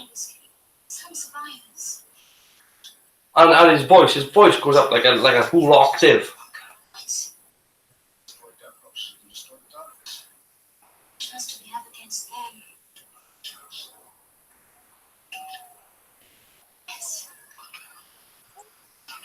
And again, I think it's this episode that leads to the idea that by Witch's Familiar, there's a reason why the Daleks won't kill the Doctor. That's because he saved Davros when he was a child. That's a great shot. That is. It's fantastic. On top of the sandbags. Yeah, it's fantastic. And you got that bright sort of purple sky that trails off. It's yeah.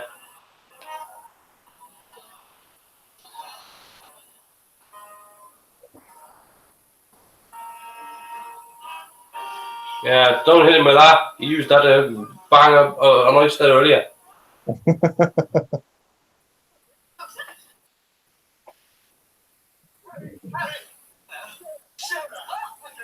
But see how they're using colour here with the lighting. How punchy they've made it. Like again, they're not afraid of using blacks. They're not afraid of using shadows and dark areas.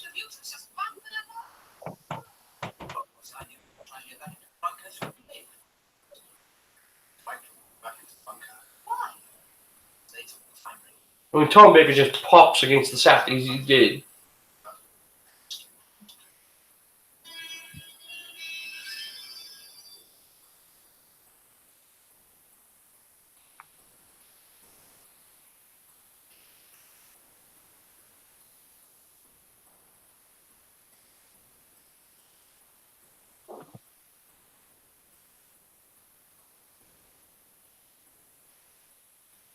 Lovely little shot. Lovely little camera track. He's following him around.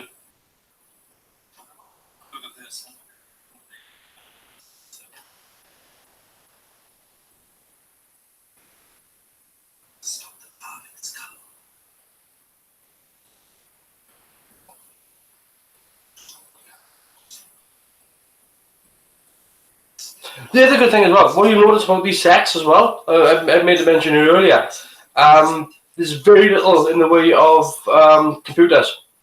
There's no, like with a typical sci-fi, they'd have done an alien planet and you've gone, oh, right, there's banks of computers everywhere, and there's all lights and it's all blinking. And in this, there's not. There's like that communications terminal in front of him there, and everything else is people sitting down in offices with clipboards and pens. And for a sci-fi show for an alien planet, it's an interesting idea. The fact that it's all filing cabinets and everything. And yet it works. Works tremendously well. Yeah. But I mean, like, had they done that sort of with any other sort of sci-fi, you'd have had it's an alien planet with these people, and this is a laboratory, and they would have been, had it been a Hollywood thing, they'd have had that trolley with the beams of light going back and forth, and you'd have had the whole banks of everything blinking away, and it would look spectacular, but it's not needed. No, less is more sometimes. It gives you the impression that Davros has put every bit of research and money, whatever they use for money, into developing the Travelator Mark III machines. Yeah. Oh, absolutely. But he is completely without any sort of morality. He knows what he wants, and that's the way it is, and he's willing to do whatever it takes. I think that may well bite him on the arse. Yeah. Well, has he got one anymore? Who knows? He's got to be sitting on something. Well, again, by the time you get to Which Is Familiar, he hasn't got one anymore. No, it's true. And by the time you get to Revelation, he's just ahead. It is Revelation of the Daleks, isn't it? Yeah, that's Colin Baker.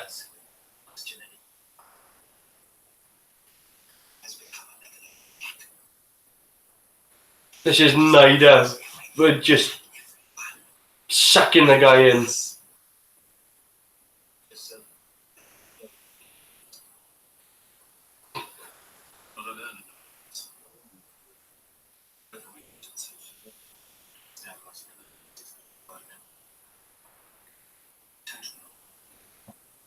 What a bastard. Yeah. Look at the stress he's under. Look how grey he's gone since episode 1.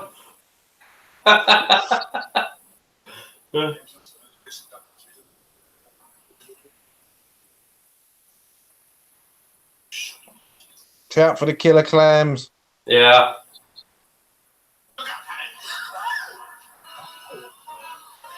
You almost missed one of those.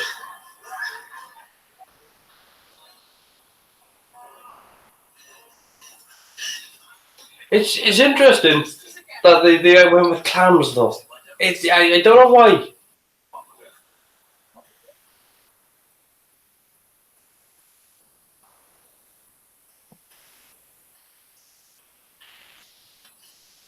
I think I would have gone with something else.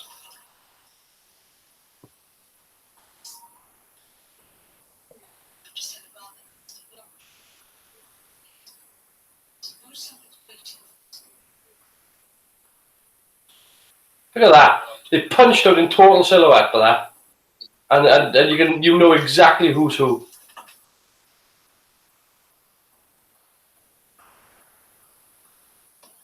Brilliant. But I keep saying it, I know, but it's good looking work. Yeah, no arguments here. Again, look at this, right? So this is in very minimal lighting. Metal everywhere on the set, foil everywhere, just look at that grin. It's the only time he smiled.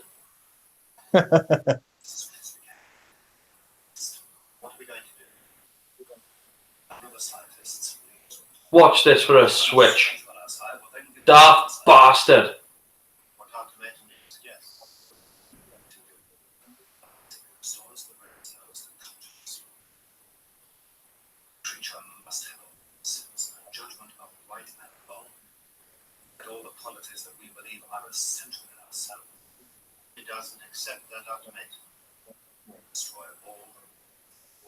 Just great stuff. Hello, sorry I was showing my upstairs 20-somethings, the invisible enemy because it's loopy. Which episodes are you up to? I think we're on episode 4. We are on episode 4. Yeah, halfway through episode 4. All right, Ian. Genesis. Look at that. Control the darkness. It's the only time the eye on Davros it really works. Boom. Ah, yes, swine. Traitor! Nasty bastard. Ah, she's so desperate to kill people.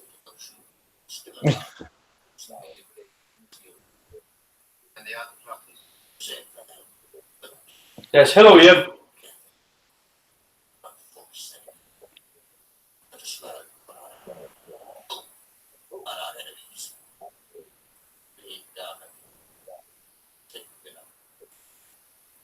Yes.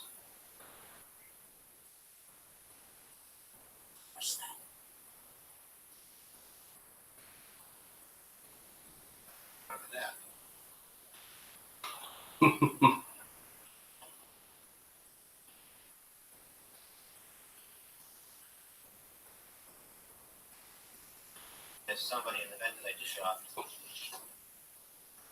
It's boggling that this is 1970s Doctor Who. It is. It's so sharp. And the editing is punchy. Right, sir. Something nasty with it, of course. I hope that the initial reports of your interrogation is suggestion that you have traveled through space and time to utterly dismiss by the computer analysis. I imagine it had never been programmed. Good little setup for the scene. Was that explosion earlier this week near you? Thought you heard.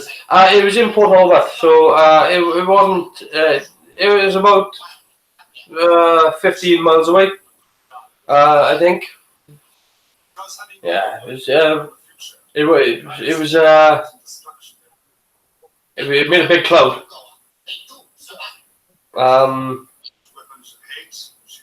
Yeah, it was a big mushroom cloud. But there's still time to change all. Why not make them a force for good? Then do it. Be remembered for that. I like the back and forth between Davros and the Doctor.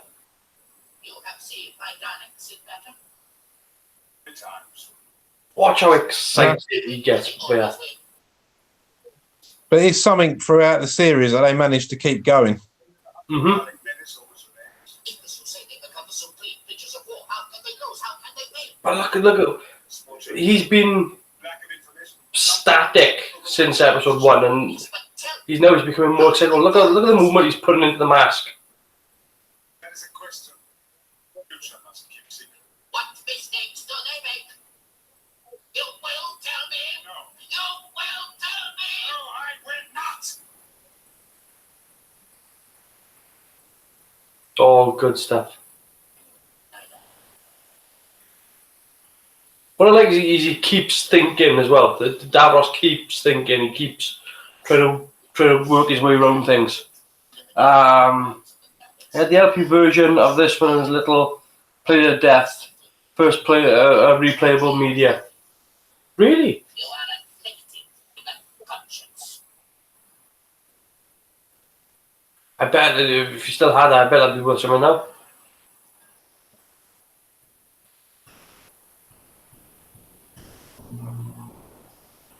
I'm pretty sure that's the landmine prop for that. You have weapons. There aren't explosives too. Yeah, it is, yeah.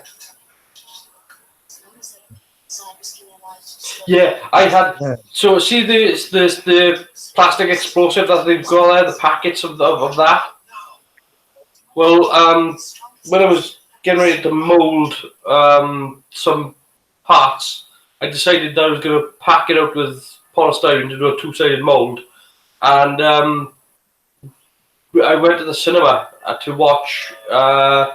It was X-Men: Days of Future Past, and I hadn't even thought about it. I'd gone to the hobby store. I'd bought packs of clay, put it on the passenger seat, and then went to the cinema, and they looked like that. And I parked the car right in the middle of Cardiff.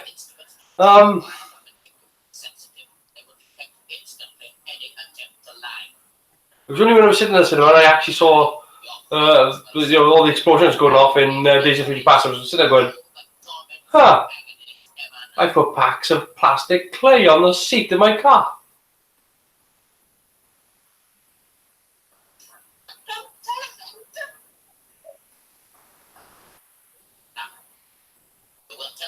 Great makeup. I even like the leather jacket he wears. It's a very I don't know if it was just like a off the shelf thing. I would imagine not. But I can't do that. But you can. You will do it. You will do it. very excitable. I was just looking for that LP Ian was speaking about, and I've just looked on eBay, and it kind of goes from between, from what I can see, 10 quid on bidding, all the way up to buy it now for 80 quid. So, Yeah, it's not bad. But yeah, there's a lot of now. Roy Skelton done the voice of the Daleks, didn't he? oh yeah, got to have Zippy. Yeah, that's what I think. That's what I know him from. Really, is the voice of Zippy. Oh yes, Doctor, everyone knows that. Ooh, Zippy. Yeah, you get Bungle and Jeffrey, Roger and Freddie.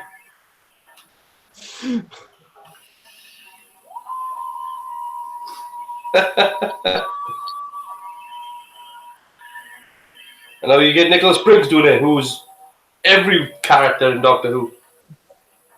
But not Zippy. No. So let's have a look here. So Robert Holmes was the script editor on this. Philip Hinchcliffe.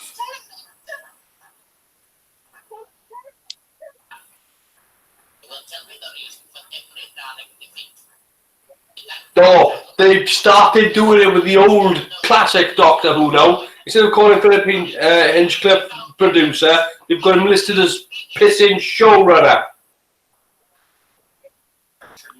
Oh, for fuck's sakes. Yeah, like producer, no, showrunner. But for the love of God.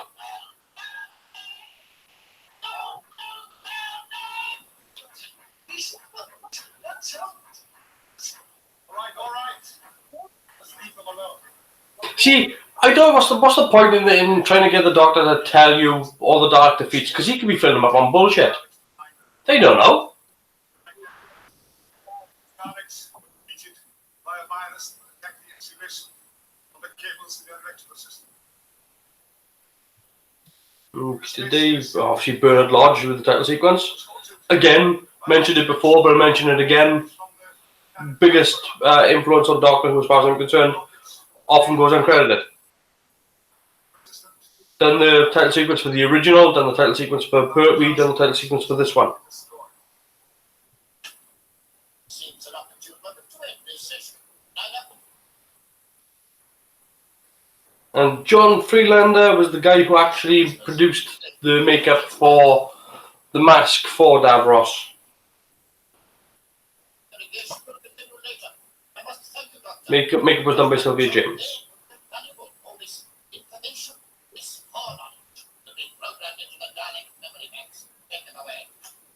Larry Toft was the guy who edited this, and I'm gonna have a look see what else he done, because I haven't watched this a few times, but really, every time you see it, it's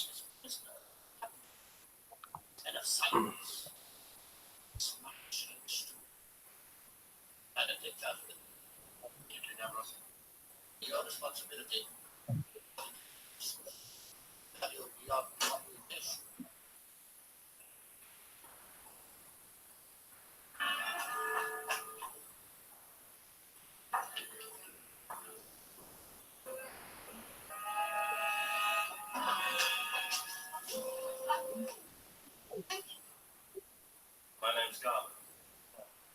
hours ago, I was head of the military elite scientific corps. He coughed around the head. It's enough to make your hair go grey. Oh yes. It's moved further up. It started off a little bit on the sides of those things.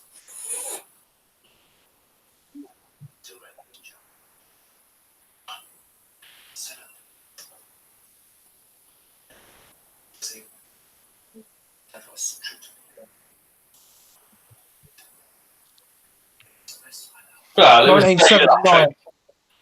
1979. That condensed LP was released.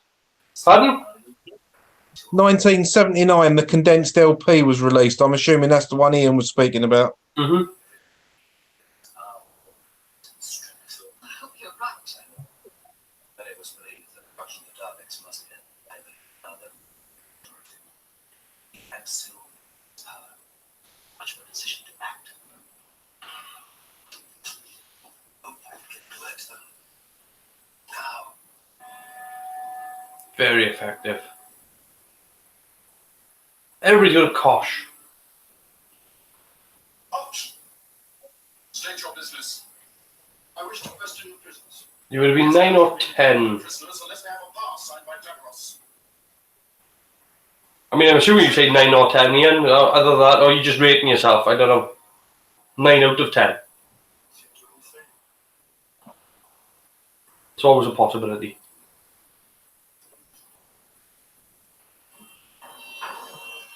Now, future errors will be eradicated. Defeats will become victories. You have changed the future of the universe, Doctor. I have betrayed the future. Davros, for the last time, consider what you're doing. Stop the development of the Daleks. Impossible. Beyond my control. The workshop. Love it. Automated. I don't even mind the fact that he's got this little wobble to his chair when he moves around. Creatures inside minds that you create. No, not itself now. They are conditioned simply to survive. But all other life forms He's consistent with that performance.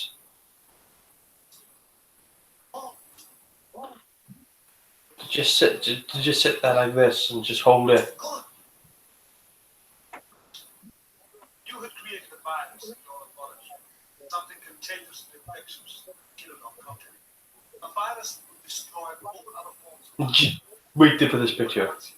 This is one of the best back and forth between the Doctor and Davros. Shows Davros' total megalomania.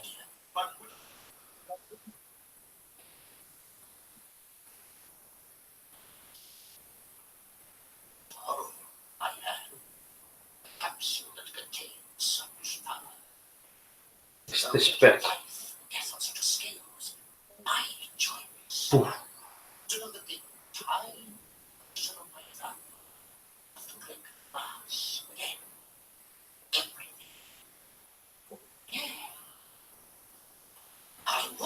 Just fantastic. No, 99 years old, 50 in a few weeks.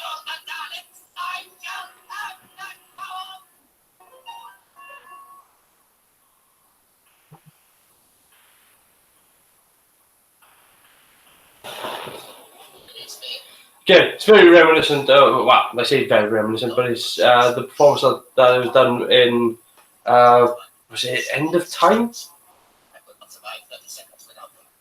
You know, where Davros loses it, and then he did the end of time. Reality itself. Detonate the reality bomb. It's so. They were so respectful to this. Used to read that power would set me up above the gods. Yes, great scene. Sorry, Chris, what was that? I was agreeing with you, mate. Yeah. Yeah, I can't remember who did play Davros for that. There's something to look for after.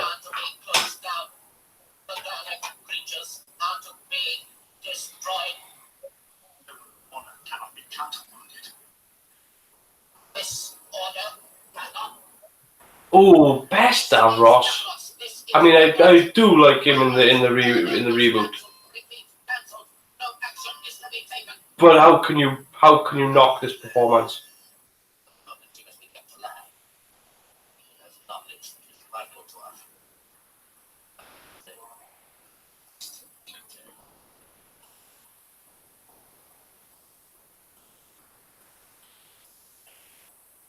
Taken from the detention room.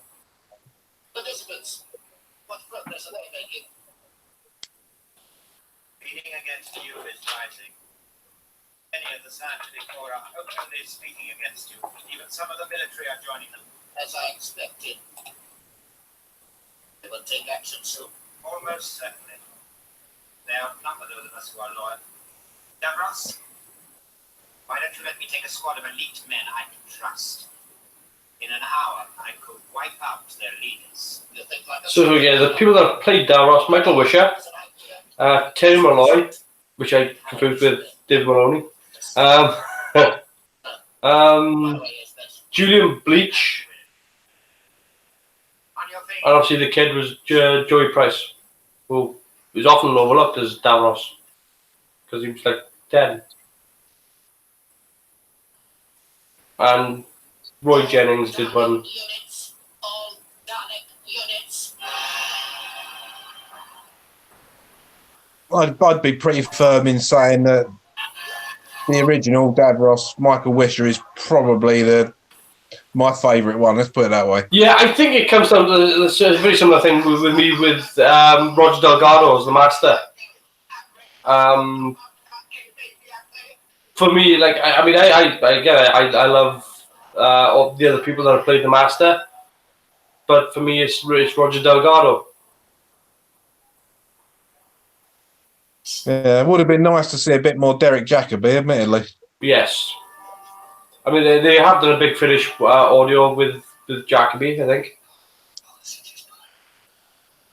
I think it's Jacobi and Paul McGann. I think.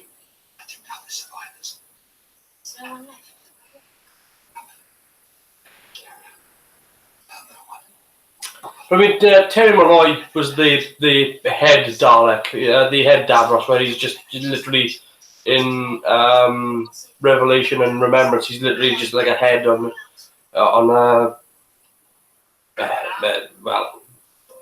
bucket, a head in a bucket.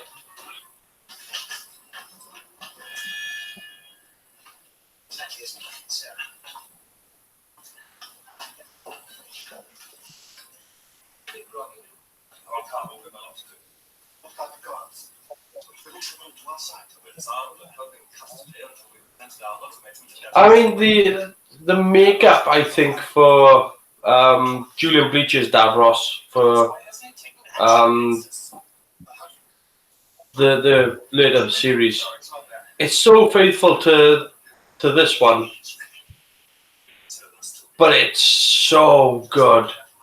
I mean, they switched from using latex to silicons, so it's a very different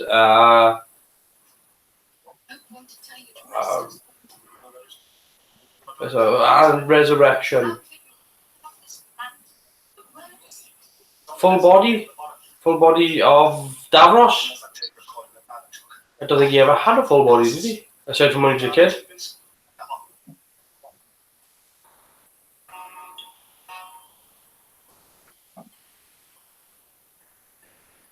Yeah, because in Resurrection of the Daleks, I'm pretty sure he's just like the head with all cables everywhere. And in Remembrance, isn't he isn't he the Emperor Dalek thing, that big white thing, the big, looks like a giant ice cream?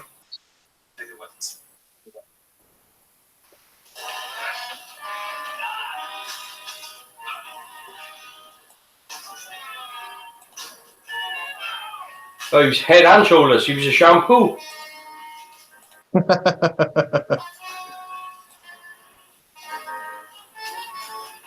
And conditioner. It wasn't great, mate. It was good, but it was a bit doughy by comparison to this one. This makeup he had a sort of downward jowl from his lip, whereas the 80s one was a bit more doughy. He looked a bit more potato-faced. Didn't they just use this headpiece for a couple of them, so it didn't really fit properly? No, it was a different makeup. But they probably did reuse the head mask at some point. But this is a different one. If I show you,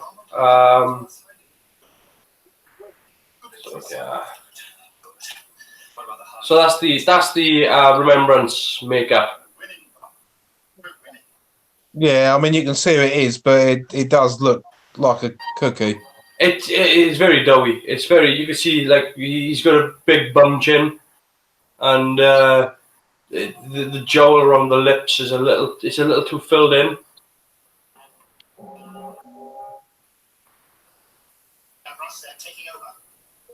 You can see the eye in the head is a little bit more set in as well compared to this one.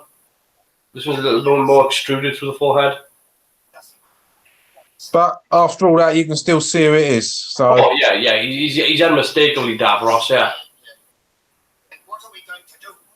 But I think he's got a much longer face, whereas Michael Wisher's face is a bit more, I don't know, a bit more sort of witch-like, if that makes sense. Know what you're saying? Yeah. There's a bit more sort of Halloween witch about this makeup. Now I will command, and you will obey. You will do as I order. Whereas the other makeup was a little longer, a little broader faced.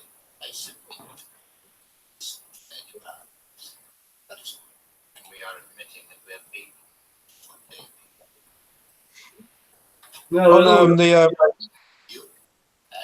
On the Wikipedia page for Davros, they've got at the top of the heading, they've got a picture of all four of the Davroses together as one. That might be worth putting up and having a look at as well.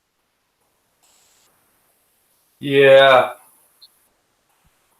I think let me just yeah,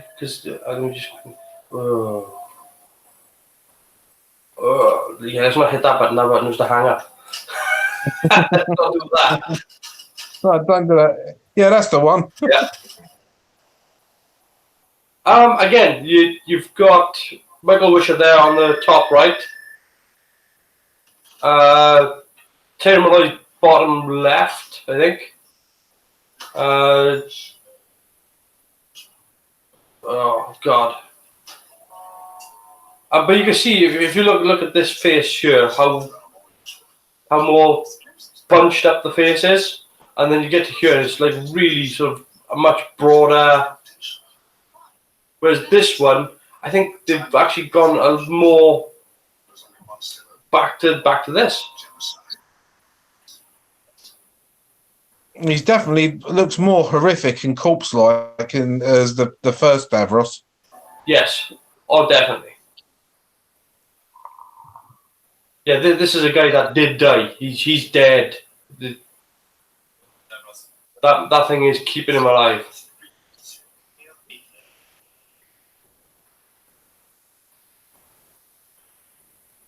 I mean, the makeup for the new one looks fabulous, but they've stuck very close to this.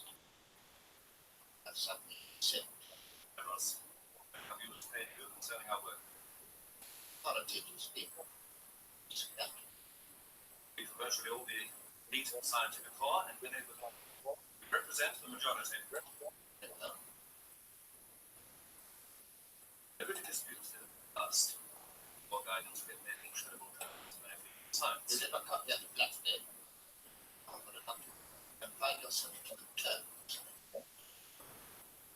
The actual concept of the Dalek. Oh, yeah. System and a travel machine. Feature that we know our race. So, David Goodison was Davros in which episode? Genetic structuring create a ruthless power.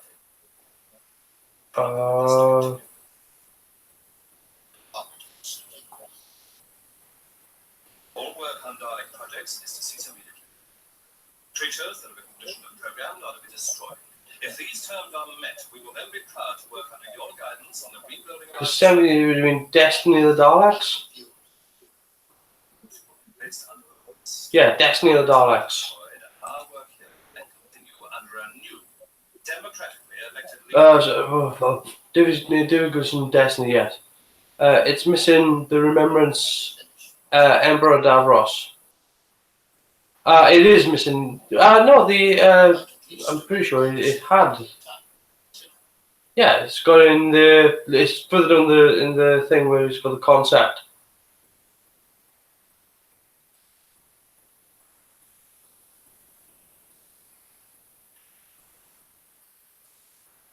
If we do this, oh crap! Let's not do that.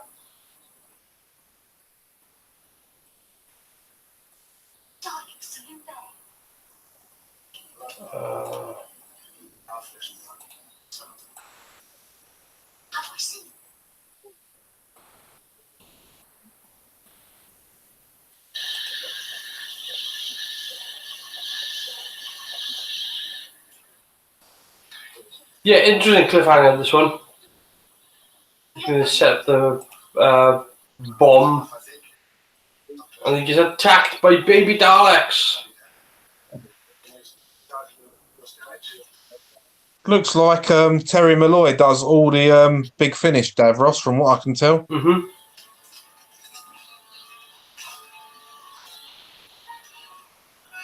And I'm wondering why they didn't want him back for. Maybe he's not up to it. Maybe I don't know. Yeah, maybe. I mean, he's 72 now, so Yeah. Well, I'm saying that he only would have been 61 in 2008 when he first would have come back. Yeah. Perhaps he didn't want to. But I mean, Julian Bleach done such a good job. Oh yeah, definitely. I even like the fact that he replaced his hand, so that he had a robotic hand. So there's a part of where it jumps from this Davros to later Davroses, whereby they inject, because it's all out of sequence. They've suggested the idea that he's already started to degrade further. So when you go back to like Sixth Doctor stories and that, it's.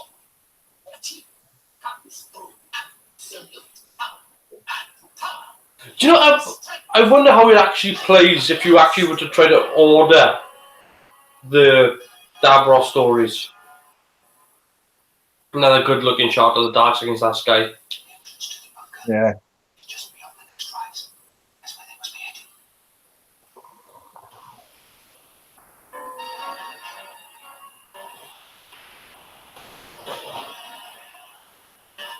Not afraid of colour, not afraid of being bold.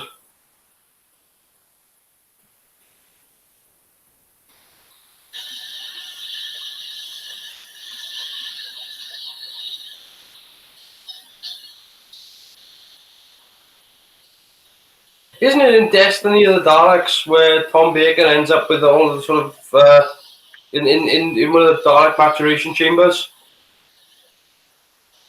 That's the one with Romana, isn't it? Yeah.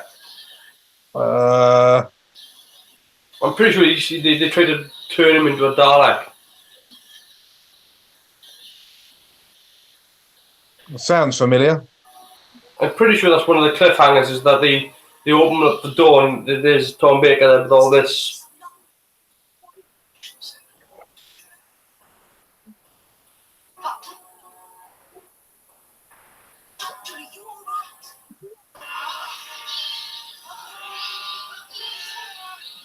Being attacked by a school dinner. Yeah. It's weird, but it's a good. I think it's a good little cliffhanger in the sense of, in terms of plot wise, in that these Daleks are bred with hate. That they hate anything that's not them. So I think it definitely works as a plot device to say, look, you know, even from a young age, these things are just. Well, no, that's this one. Well, where they try to mutate the Doctor into a Dalek? I don't think so. I'm pretty sure the next episode now is the wrap up whereby they just blow them up. Well, technically a Dalek does it. The Doctor only laid the bombs. It's a technicality. He should have just blown them with explosives. God, there's an awful vision in my head.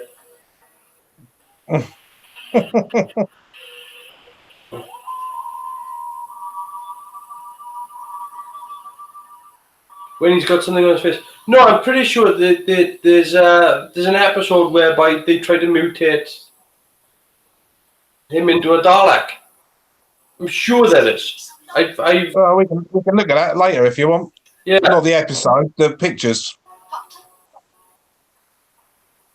Doctor, are you all right?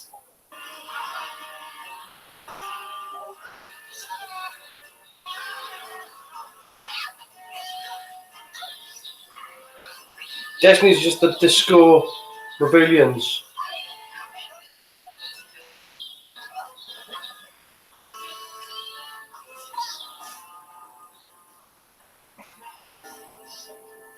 What are you waiting for? Touch these two strands together. Daleks are finished. Am I that right? It was given the Daleks, you can't doubt it. But I do. Probably the most famous scene in Doctor Who. Things would be better with the Daleks. Many future worlds will become allies just because of their fear of the Daleks. It isn't like that. Mine alone. Someone from your future pointed out a child to you and told you that that child would grow up to be a ruthless dictator who would destroy millions of lives. Could you envision that child? It depends on who you're asking there, Doc. Evil creatures never invented. You must destroy them. There's some people who would answer that with a definite yes. That's one wire against the other. Normally, people call those people Americans, so I'm not going into that. But it has been pointed out that some would. Peace. And then know the word Dalek. My weight. The disease or some sort of bacteria you were destroying, you would hesitate.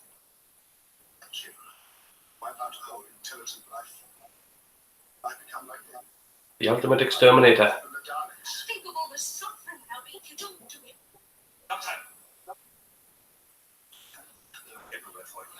Davros has agreed to our terms. We ask only one thing. They might be allowed to reverse meeting all the elite, scientific and military. Yes, but a vote will be taken. The thought will You see, be a complete landslide against any further violence. I don't know if they had written this today, whether or not he would have done it. Meeting's about to begin. I think it depends on the Doctor. Because Eccleston would have done it.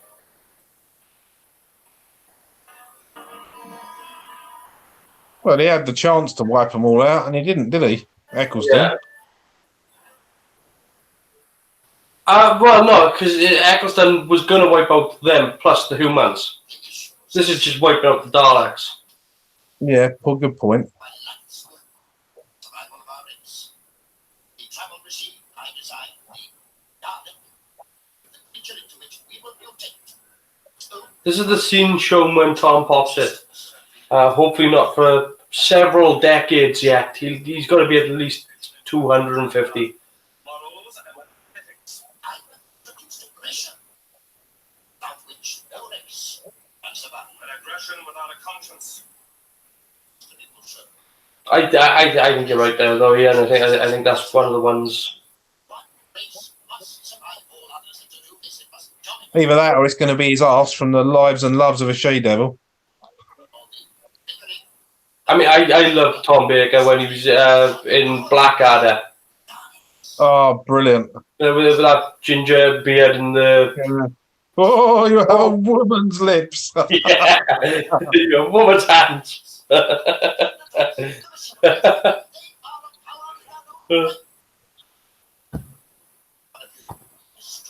everything that we have ever achieved. Here, big red button that should never ever be pushed. Press it, and you will destroy this bunker and everything in it. Only this room will I got a feeling that's made out of one of the old tape containers.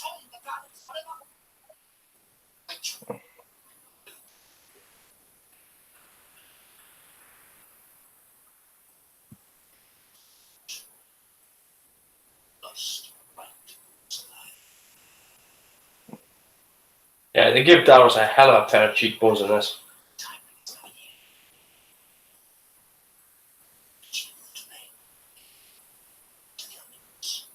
So apparently the microphone that he's wearing there is an actual working microphone. And that's why people were standing a bit further away from Davros in scenes. It's because if they were talking, the microphone would actually pick them up and it'd actually distort their voice. Look at that. He's stress. Either washed out or it's the lighting.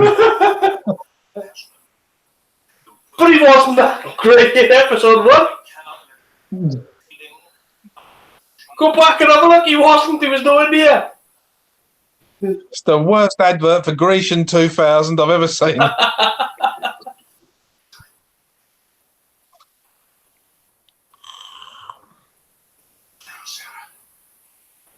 Don't know where she pulled that from. We're missing somehow. Sure. Put it on the desk in their No. Tupperware tub of many things. No, it wasn't there. That's one of the things that he mentioned. Here's a sonic screwdriver. Here's your. Yeah, but there's no bracelet. And then she just turns up and goes, "Oh, I've got it." And they lose it later on, and then find it again. But yeah, I mean, I've said it right from the episode before the episode started. The lighting in this is bang on. Absolutely smashing.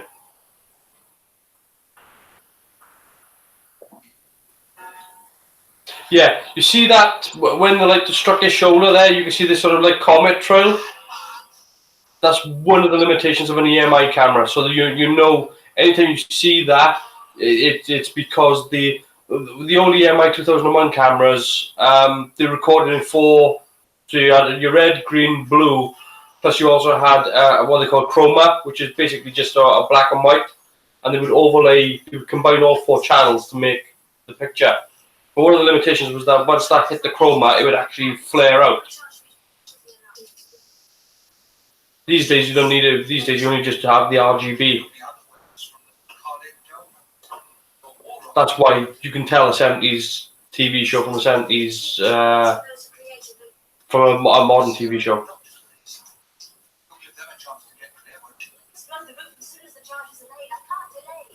Looks like they've raided your car for your clay while you was in watching the I film. know, yeah, exactly, yeah.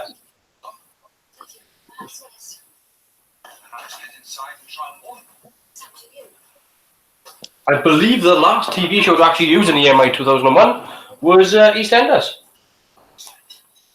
If I've got my technical history correct.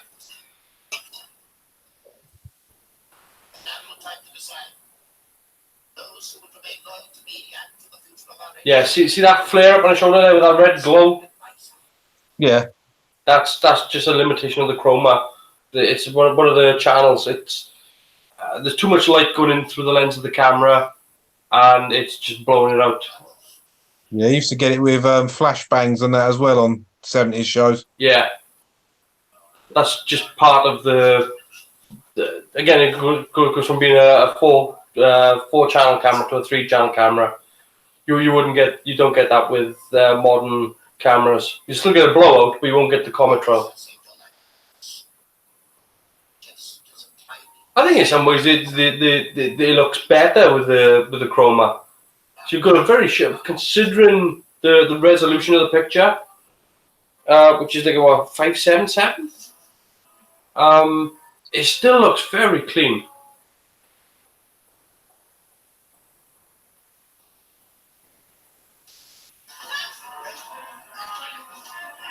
And again, this DVD would have been produced in. Oh, there was the bracelet.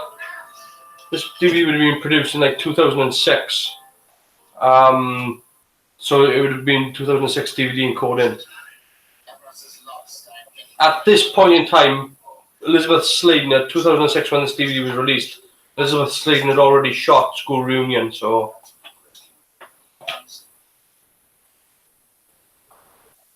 Well, then let's try something else. That tape recorder. Where is it? Wait a second. That Ross's office. Down here. He's just made a slime. I love him. Best villain. One of. I'm trying to think of other henchmen that do such a good job of henching as Snyder. There's no. There's no good in the character at all. He's the perfect foil for somebody who's creating the Daleks. Just space them those three out a little bit. It's the same three going around all the time. But considering they've just had the three, they have used them really well. I think there was another few, but they were immovable. I think you see them later on. But they're just static. See, look at this. Now we're into one of the laboratory areas. There's very little computer equipment lying around. So yeah, Scorby from Seeds of Doom. I mean there are other great henchmen. But there's not many that can out-hench him. Yeah, exactly. Yeah, there's not many Bond villains with henchmen that can out-hench Snyder. I mean, neither is bastard incarnate, isn't he? Oh, absolutely. I mean, you look at him and he's just like, did they base the Nazis in Indiana Jones off Nazis, or did they base it off Snyder?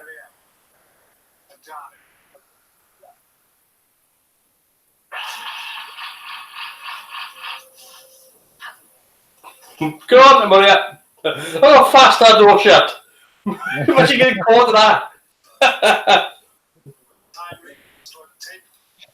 Whack, whack, oops. Packer. Daleks are already operational. Packer from oh god, Troughton episode. Well, now we've got to get out of Well, who's going to get there first? Carwin or Ian? I'm waiting. I'm looking at the comments and I'm listening. Yeah, Invasion. That'll be Ian then. Packer. That guy always had not such a lazy eye, but he had like a. Every time you talk to him, that was a great looking set. That was absolutely stunning. Big, huge office, lots of vertical blinds. Why is it going on so long?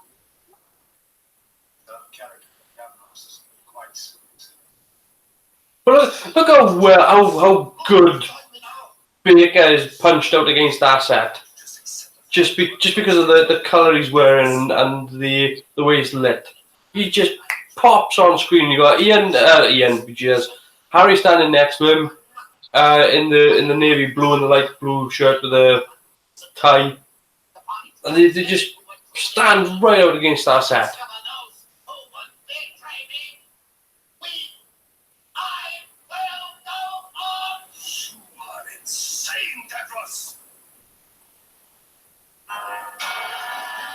Yes.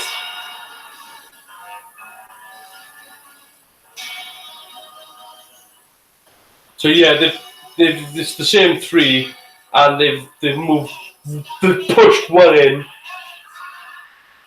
kill them all.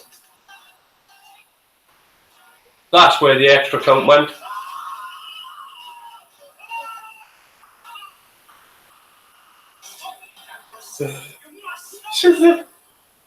Lovely. You wouldn't do a crash zoom these days.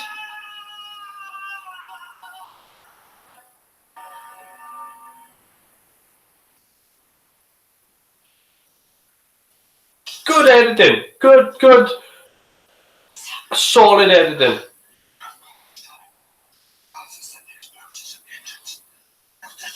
Chopped it up. Put it together. All made sense.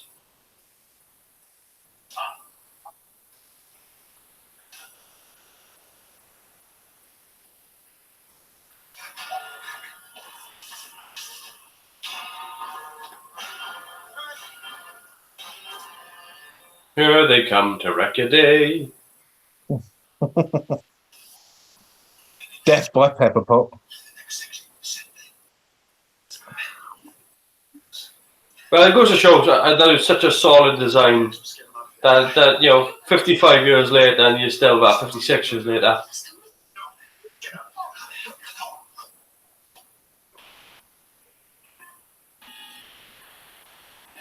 Dispose of the traitors' bodies. The Daleks will assume all military duties. Ain't it bad? Now we're 4 years away from the 60th anniversary. As for us, work will commence as soon as We've possible. only just Yeah, had thanks, sir. the, no, we've only just had the 50th. Across the prisoners are locked away in your office and escaped. Now, seek out the prisoners. I watched Day of the Doctor the other day.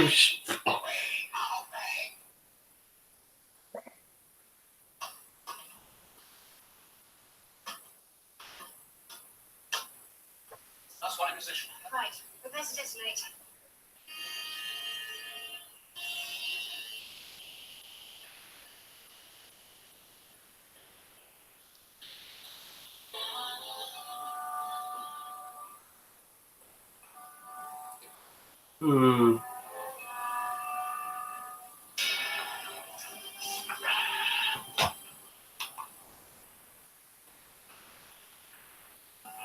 Yeah, where did he get his hat from? Move away, He didn't have the hat earlier, did he? was not just inside. 2 minutes, please. Please. Well, if it was Modern Who, I'd have said he got it with his Sonic, but Detonate. No, but he didn't, did he? He hasn't had his the hat all show.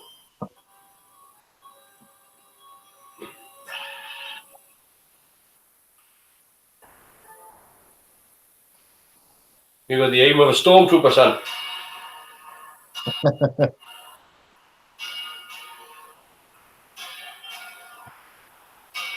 Leg it.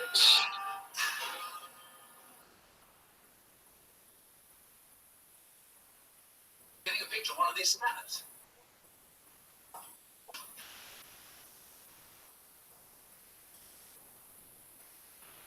The patrol of Daleks to the main entrance.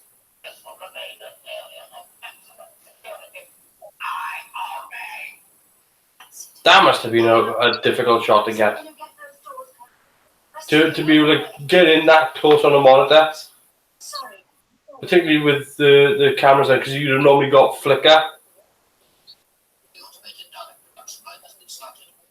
I give those such yeah, I know that well. Trying to take a picture of my CRT with a modern phone camera is a nightmare. Yeah. Well, it's just because the hertz rates don't match, so they must have dialed that in real tight with the because I think those cameras would have had a refresh of 50 hertz.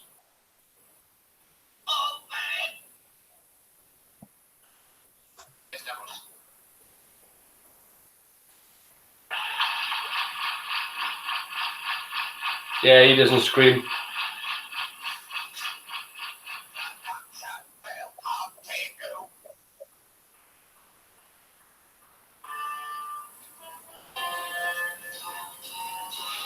Fire.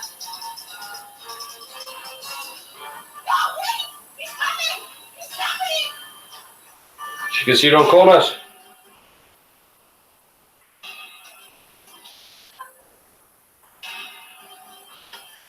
I like the dark gun noise in this. Yeah, I do too. I think I like all of the noises. I like the noise the doors make as well, the servos for the doors.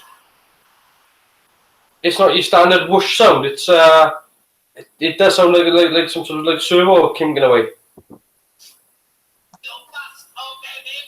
I created you. I am the master, not you. No, you're Davros. The master's the other guy.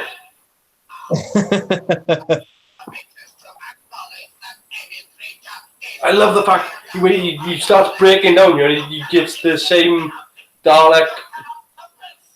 We bring in, he goes, I.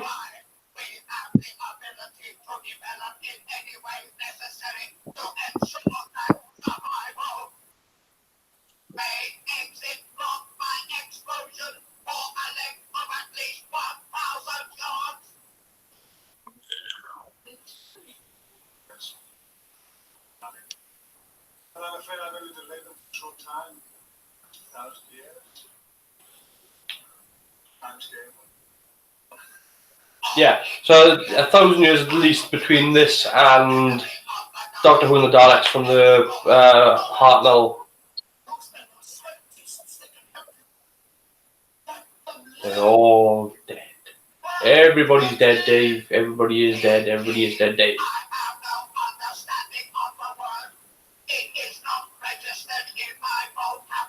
What, even Peterson?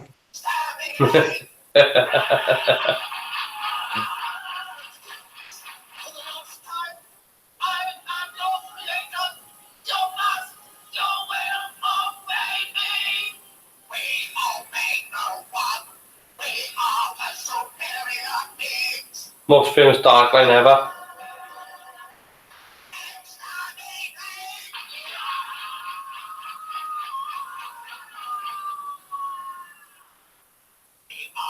Now, did they shoot him? Because they've resurrected Davros before, so did they resurrect him or did they just... Because we've seen in other Dalek episodes as well that they were able to shoot and just stun.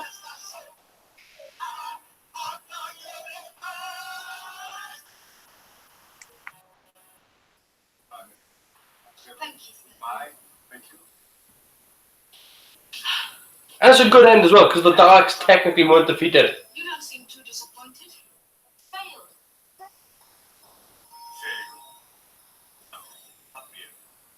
You see, I know that all times when it happened, destruction. I know also how to get. Yeah, it's a weird shot.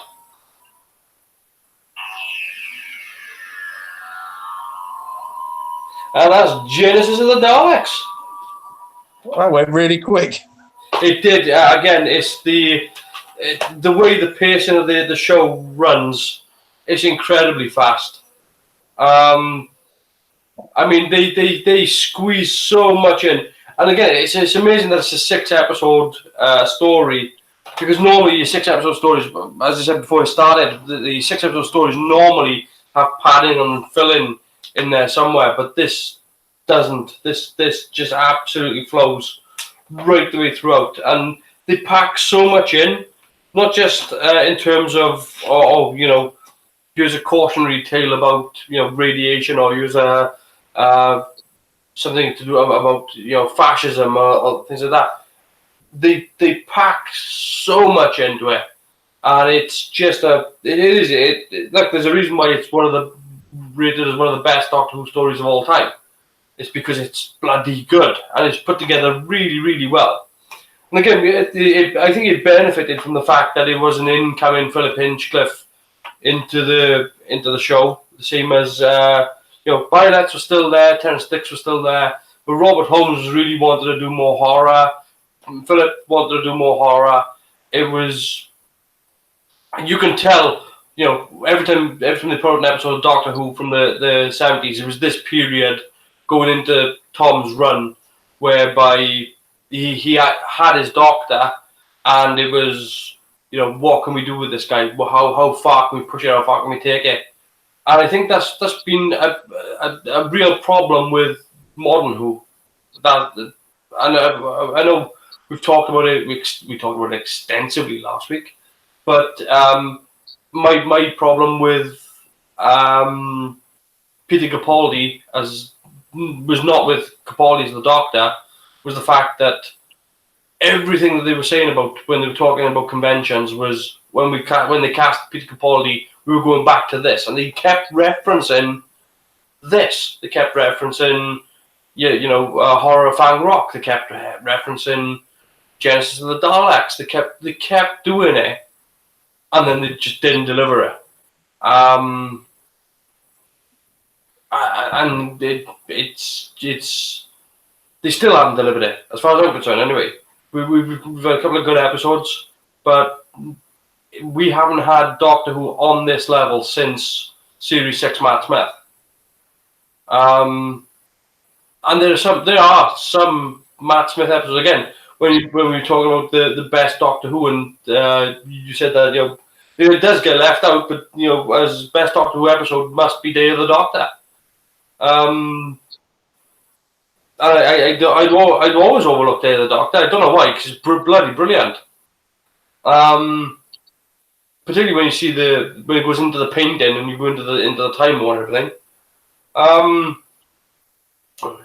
Speaking of, what do you think of the idea that this is what starts the time war? I'd say that was a fair assumption when you think about it. I mean, if you're on the Davros side of things, then the Doctor was pretty much ordered to commit genocide by the Time Lords. Yeah. I would have said yes.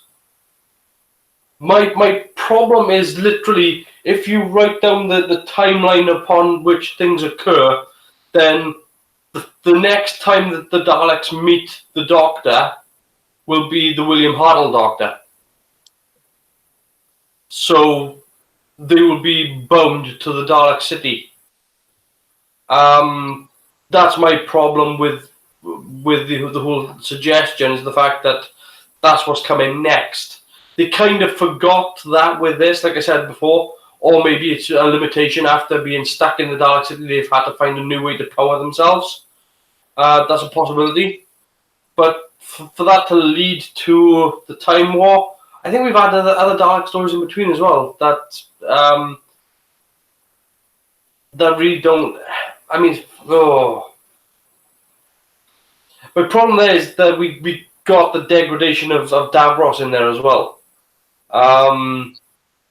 We literally see Davros fall apart as a person, to go from being this guy in Genesis, well, from being the kid in Magician's Apprentice to this, to being just a head in a bubble. I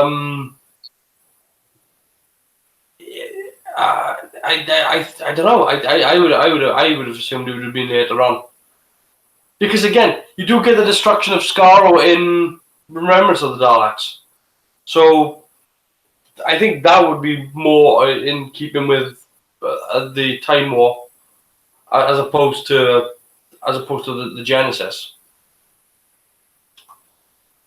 I mean, it depends. What are your thoughts on? There's a theory that the dead planet Daleks were left behind to stagnate while the spacefaring planets prospered. I mean, yeah, it's possible.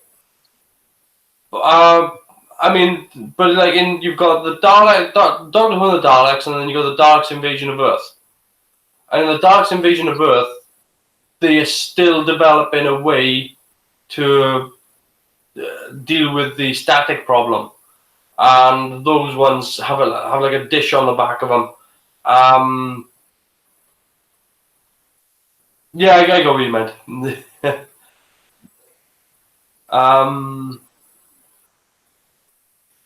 Yeah, the spacefaring Daleks, it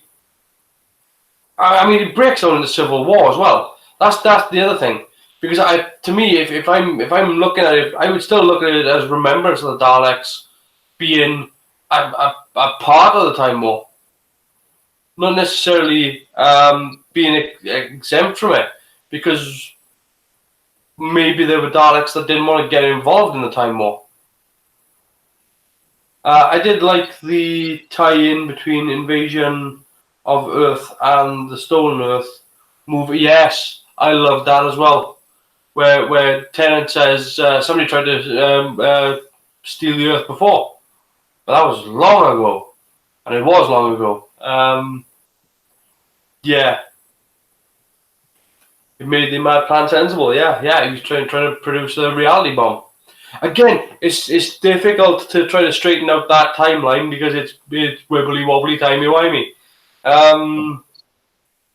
You can understand that statement when you're trying to go right. So did that Davros be the Dalek gets in the dark side and to move the Earth for the reality bomb for the 10th Doctor? Wherein, I mean, where does he come up with the cult of Skaro? Where does all this stuff is it's almost impossible to straighten out. But I mean, the good news is that it's entirely possible that you're going to get another Davros story. I I don't know, like I don't know with how Chibnall is going to proceed with 2020 Doctor Who. I've heard rumours that there are things that have changed from last year, and I'm not sure if they're going to bring back more traditional Doctor Who stories. I think maybe the BBC might have gotten a little bit of jitters from Series 11 and might have just gone, do these instead. Do you know about the sellotape mistake in the old Dalek annuals? The sellotape? Never heard of that one. Nope. No, I haven't. No. You're gonna have to enlighten us, Ian. Yeah, we're in the dark, yeah. That's just good lighting. That was good lighting. Yeah, it did. I have no idea. Hang on. Okay, I'm hanging. Well, I enjoyed watching that again. So it's yeah. like I said, it is my favourite one, my favourite Doctor, my favourite companion, assistant, Who girl, friend, whatever the correct term is these days. Platonic person.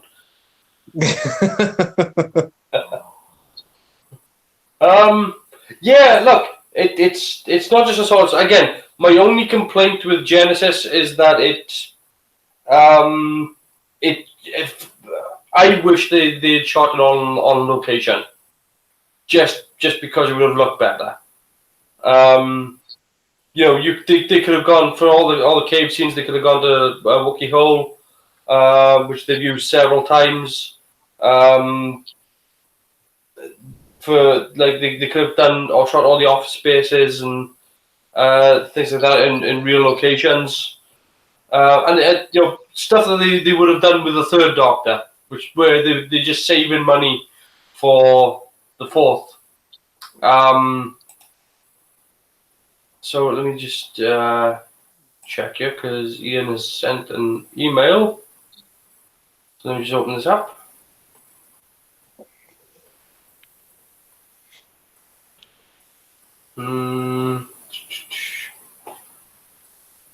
So yeah, I've got two attachments here. Look at production shot first, he says. Okay. So the production shot here is the older Daleks without the. It's the one I was saying about when we were talking about the early appearance of the Daleks, whereby they've just got the two rings going around them, and they don't have the bracing. Okay, so there's that.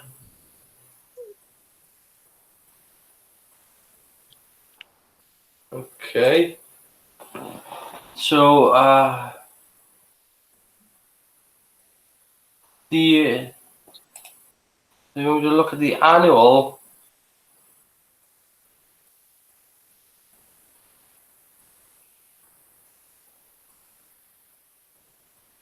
I'm missing something again.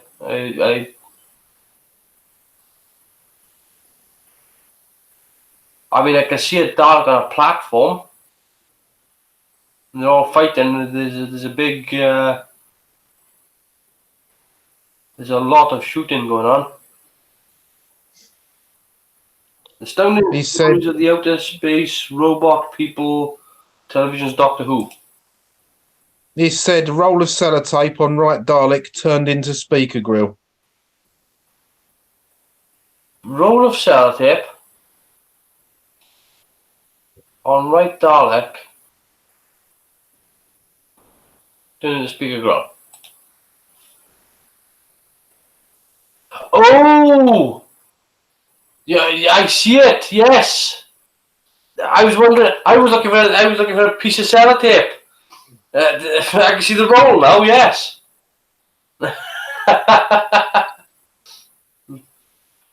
Yeah, where the coil is going round. So let me just share this, so everybody can see what it is. Oh,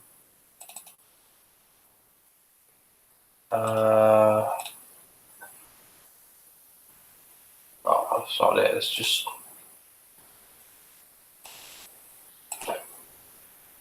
Yeah.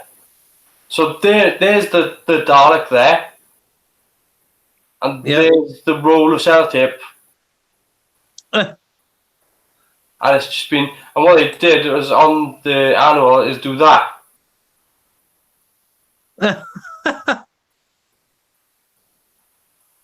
Which, it's okay. But yeah, you can see. I was looking for a piece of sellotape. I was looking for like maybe a bad join in between two pages. That's what I was looking for. But I wasn't expecting the roll. Yeah. But that's what I would have done with the Daleks for Genesis. I would have taken the grid off these parts here, and just gone back to using just these strips around, just so it just tied in more with the original Daleks. But that's just a preference thing. I mean, I think by the time that Tom Baker had taken over, like I said, enough time had passed between Tom Baker and William Hartnell that people had forgotten what had gone before. It's really only now you can sort of criticise it, which is not a bad run for a TV show to be able to say, well, okay, it's taken us 50 plus years before we can actually put stuff in context and go, this doesn't line up, and there's things you can do with your head canon that can make it line up. So, speaking of, next week we are going to be doing Peter Cushing, Doctor Who and the Daleks. There's a story that I've used my own headcanon to line up. So, hope you're looking forward to that one. You're going to have to explain it all before we start as well. Well, it's pretty simple, but yeah, I've got to be honest. There's things that I like. I actually prefer with the Peter Cushing version. I mean, I know that the TARDIS box is the exterior of the TARDIS for the Cushing Doctor is one of my preferences. It's the best looking one out of all of them, because it's the one that looks most like a Mackenzie Trench police box, Mark II. Doesn't look like the Mark 1. The Mark 1 is a different looking thing. It looks like the Mark II, which is what the TARDIS is based on.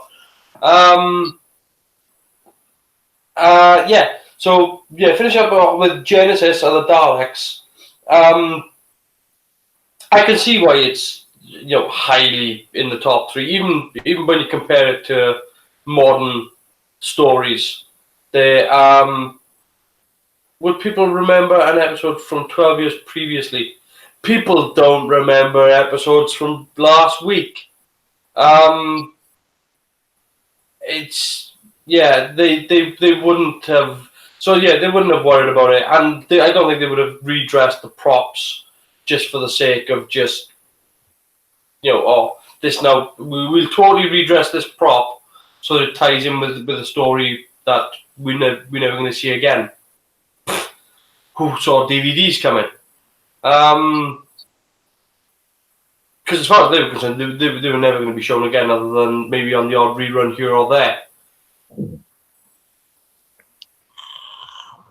Yeah, the Dalek design in the Hartnell era. Yeah. I mean, nobody was really going to see Doctor Who and the Daleks be shown again at all. Nobody really predicted that when they were making these shows. I mean, you've got to remember, like, reruns weren't really a thing when they made the Hartnell show.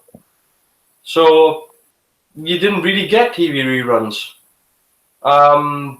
Well, they didn't have so many hours to fill up, did they? Because it shut down at night. Well, exactly. Not only was the BBC only running up until midnight, I think started at 6 o'clock in the morning. But not only that, but at that time there were 4 channels. So Christmas or cricket, omnibus.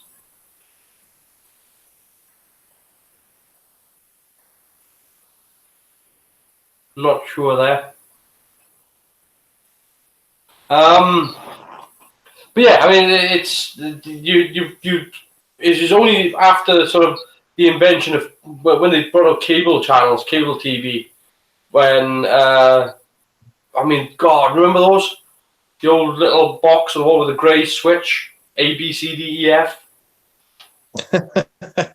Remember that? And then no, I'm far too young.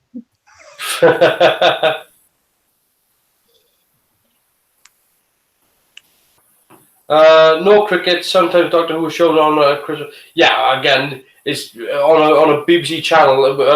I mean, we said about this earlier about the fact that there's when you get one of these Doctor Who DVDs from the 70s, they often fill it up with Blue Peter, which references Doctor Who. You know, and that's nothing to do with the fact that it's good content. It's just it's something that they can chuck on the disc that they already own. You know, they did it on one of them. Oh, I'm trying to. I think it was on Robot, maybe. I'm pretty sure it was either on Robot, on the Robot DVD, or possibly Spearhead from Space. But they actually chucked on a Blue Peter episode onto it, and just because they shot it in the unit stage, they shot it on the Doctor Who stage because the Blue Peter stage was being repainted or something, and that's why they stuck it on the disc. And it's just like, this has absolutely nothing to do with Doctor Who, aside from the fact that there's a blue police box over there. I mean, I'm surprised this isn't on one of the DVDs, because I've got a police box there. Yeah, they probably just chucked it on due to the fact that it was just free. That's why they would. They've done the same sort of thing with Star Trek: The Next Generation in the 90s. Anytime there was a problem with scheduling, they would just chuck on an episode of Star Trek: The Next Generation, and it would always be like a season 2 episode because they've already paid for it. So it would always be. It was always normally the Royal as well. Oh yeah, it was either the Royal or When the Boat Breaks. Yeah, you either had Worf trying to get out of a hotel that they couldn't leave, or you had bloody Wesley Crusher stuck in a place where all the kids have been abducted to. I mean, custodian. Oh God. Could have been worse. It could have been worse. We could have been watching Vaccine. Oh, I mean, but again, that's what happens when you get these shows. Well, I mean, look, it's good that they would replace shows that were interfered with an episode of Trek. Because I remember the 90s very well, and every time there was a bloody snooker match on, they cancelled Trek. Every single time. It was because of the scene shifter strike. Yeah, I mean, yeah, there was. Oh God, you had lots of every time something during the 70s, 80s, someone went on a strike. But yeah, with older Who, you tended not to be so caught up in the canon because you just didn't have it available. You didn't, VHS didn't really become a thing until really the 80s. So you didn't have a way of, once you watched it, were you going to remember it in 10 years' time? Unless you had been one of these people with the foresight of just recording it on a tape deck, you really had no reference to that episode. You had no, you had nothing to reference it by. So, yeah, but in terms of what they did with Genesis, I mean, it's the same with Remembrance of the Daleks. When they did that episode, did they? Was it Asylum of the Daleks? Was the last time they actually used a white Dalek? Oh no, I know they had the big bulky ones, the Power Ranger Daleks, but the last time the Civil War Dalek showed up was in the Asylum, wasn't it? I could be wrong. No, I think you might be right. I know we had the tank Dalek there. That definitely showed up. Which is one Dalek I wish they'd bring back anyway, because that's a good Dalek. That's a beast of a Dalek. I like the fact I quite like the new Daleks. When they brought it back for Eccleston's episode called Dalek, that Dalek was brilliant. I'm not so worried about the opening up body and seeing the Dalek inside, but yeah, just the way when it was going down the corridor and then all of a sudden a middle section spun round and shot behind it. Oh, that was. Oh yeah, we're switching both directions. Yeah, where like the body can be facing forward, the midsection can twist around and kind of shoot them. Yeah. But again, that's what I love with the new one, with the Resolution Dalek. I mean that's a good Dalek. I like that design. They went the wrong way by trying to make the Daleks bigger. I think it works that they've made the Daleks smaller, sort of slimmer in the middle. I think that's a much better way to go. The two Dalek Misty ones recently. Oh God, yeah. We talked about that Magician's Apprentice, isn't it? Yeah. Yeah, Magician's Apprentice, which is familiar. Yeah. I'll tell you something I liked in that episode as well. Mm-hmm. Was no matter what Clara tried to say, she was just saying exterminate, and I thought that was really, really well done. Yeah. Oh yeah. Where she gets trapped in the Dalek. Yeah. But like that in that episode as well. I mean, we started to see sort of real sort of glimpses of Missy's character as well. The fact that she's totally dismissive of anything that's not a Time Lord because she just doesn't care. And I like that because I like the fact that when they start talking about the Master and the Doctor's relationship as friends, and it's like, you don't like the Doctor, you try to kill the Doctor all the time, and Missy's like, and? You just don't understand friendship, like. But it's just it's good. It's really good writing something like that, whereby you throw the Time Lords into this scenario, whereby something like the Doctor and Missy's relationship is a different, so alien to us that you forget that because often people forget that the Doctor's an alien, right? People always say like oh, the Doctor should be played by a British person because the Doctor's British, and he's not. He's from Gallifrey. And it's moments like that remind you that they are alien. I don't like it when they write the Doctor in as the Doctor pointing out something that's weird about humanity, because the Doctor's been on Earth enough. 2,000 years back before Earth is enough to be familiar with the planet. But he is half human on his mother's side. No. No. No, but I mean, if anybody's he should be more familiar with Earth than humans, because he's seen it from every time period. So I don't like it when the Doctor introduces this. I'm not like you. I'm not human, and what you do is weird and strange to me. How could it be weird and strange? You know it better than you've been on this planet longer than the average lifespan of a person. But yeah, you still get those great moments. And what I liked with which is familiar was the fact that when they revealed Skaro, they hadn't really tried to change the city design that much from how we saw it in the 60s with these sort of ball domed buildings from the the old plastic model set that they built. They kind of just followed it and then sort of went with it and just went, yeah, this is Dark City, and I thought it was a really good looking city. It could have been bigger though. I would have liked the Dark City to have looked a little bigger in the new one. But yeah. As in terms of the storytelling though, Genesis of the Daleks. First of all, great story. Second of all, put together really well. Third, looks amazing. Photographed well. But the editing is just so sharp on it. The editing is, the editing on this, I think if you were to look at it and put them side by side, it's hard to tell which one's edited better, this or Spearhead from Space, because I think Spearhead from Space is still very well edited. But this is fast. This just moves along at 200 mile an hour and it doesn't stop until you get to the end.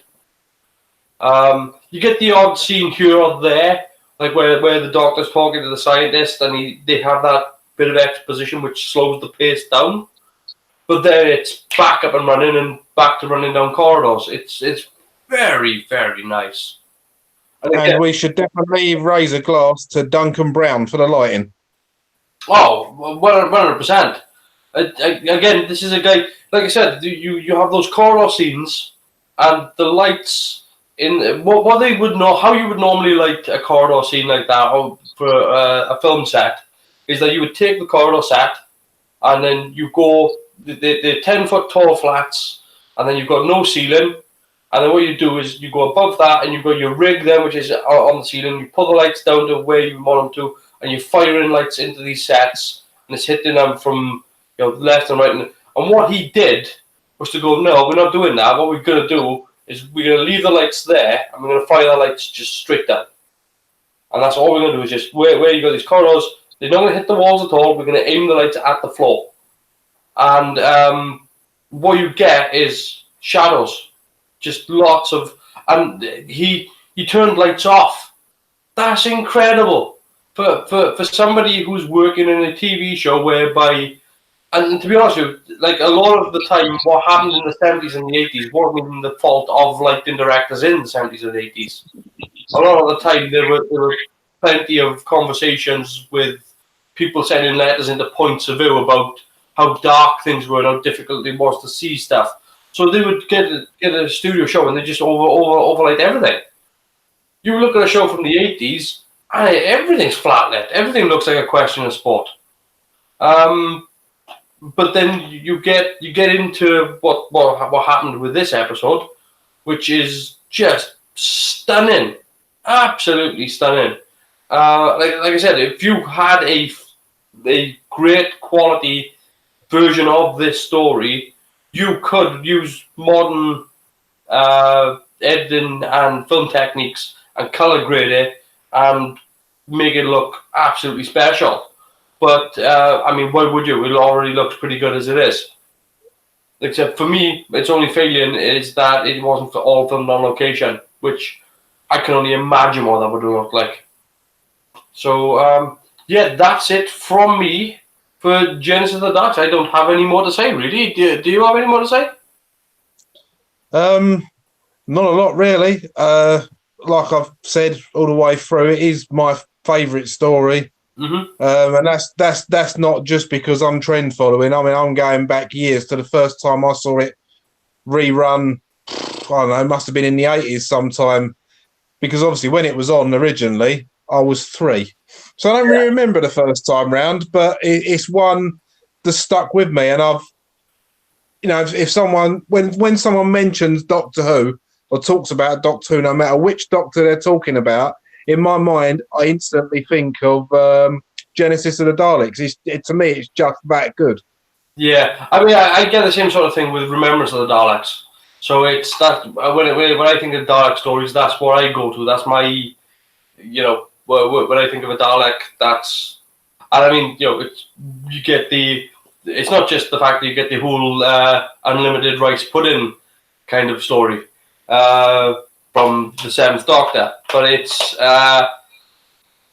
it's done so well. Again, you Michael Wisher as Davros absolutely canes it without any question. I mean, this is what happens when. So let's be fair to what happens with a 70s show as opposed to modern, and this is where 70s Who beats the balls of modern Who, right? And this is my huge complaint with modern Who. They are not making Doctor Who until 2020. They're not making Doctor Who until 2020 because it's going to take them that long to make the show, right? Genesis of the Daleks, we just watched it, 6-episode story. Every single one of these episodes, they had the script on the Sunday, they done the read-through on the Monday, they had it for a whole week, they rehearsed it up until Thursday, they done the dress rehearsal on the Friday, they shot it on the Saturday, and they were done the wrap-up on the Sunday. It was ready to go for the next week then. Next Monday then, Monday started again, you started the next episode along. So episode 2, then the next Monday, episode 3, and that's how this run. They managed to spit out 6 episodes in 6 weeks. We can't get 10 episodes until 2020 because it takes too long to make. They're full of shit. CGI rendering. That's what it is, mate. It's they talk over their ass. They just, if you're that inefficient that you can't make 10 episodes of Doctor Who in a year, you need to quit your job. So yeah, just a great story. Best Davros Daleks, a gathering threat. Yeah, we didn't really talk about the fact that this is a kind of this isn't a win for the Doctor really. This is an escape. He got out there with his life, but this wasn't a win. The Doctor didn't really achieve anything other than alerting the Daleks to an alien threat. Because before the Doctor intervened, the Daleks had no concept of aliens. It wasn't until the Doctor showed up that they actually had a concept of aliens. So the Genesis of the Daleks, it's a good story because it's not a win-win, and so many times the Daleks have been defeated. Here, if anything, what we're seeing is the rise of the Daleks. The Davros is present and dealt with. The Daleks are now, they start off under him. They meet Davros on his own level, then they supersede him. And that's what you get at the end of Genesis, is the fact that they've gone from being this disarmed running machine to being, we are the Daleks, and they're the Daleks that we know. And I mean, it's just great storytelling. So yeah, next week is going to be Peter Cushing's Doctor Who and the Daleks, where they totally abandon the Doctor Who theme in favour of a funkier score and some psychedelic lighting. But it's all in colour, and that's going to be. I'm going to give them this. I do like the Daleks from that story. Actually, I do like the way they look. But that's it. That's it from me, I guess. Unless you got anything else to add, Chris, I think we're going to end this year. No, we're all good here, mate. Yeah. Looking forward to next week. The only thing I wasn't over keen on in the Cushing Doctor and the Daleks was the inside of the TARDIS. Yes. But having checked that my DVD still plays all right, because I haven't watched it for ages, I flipped it on during the last week, and with your theory in place, you get it makes more sense now. So it'd be interesting to watch it after you've re-explained your theory. So yeah. Yeah. Well, I mean that's going to be interesting. I think that's Roy Castle is the companion in that. Yeah. Yeah. Yeah. So I was just thinking about how, because Roy Castle, good grief. I'm just thinking there's a guy that had a hell of a career. But he did absolutely everything, and then ended up. Most people just remember him from Record Breakers.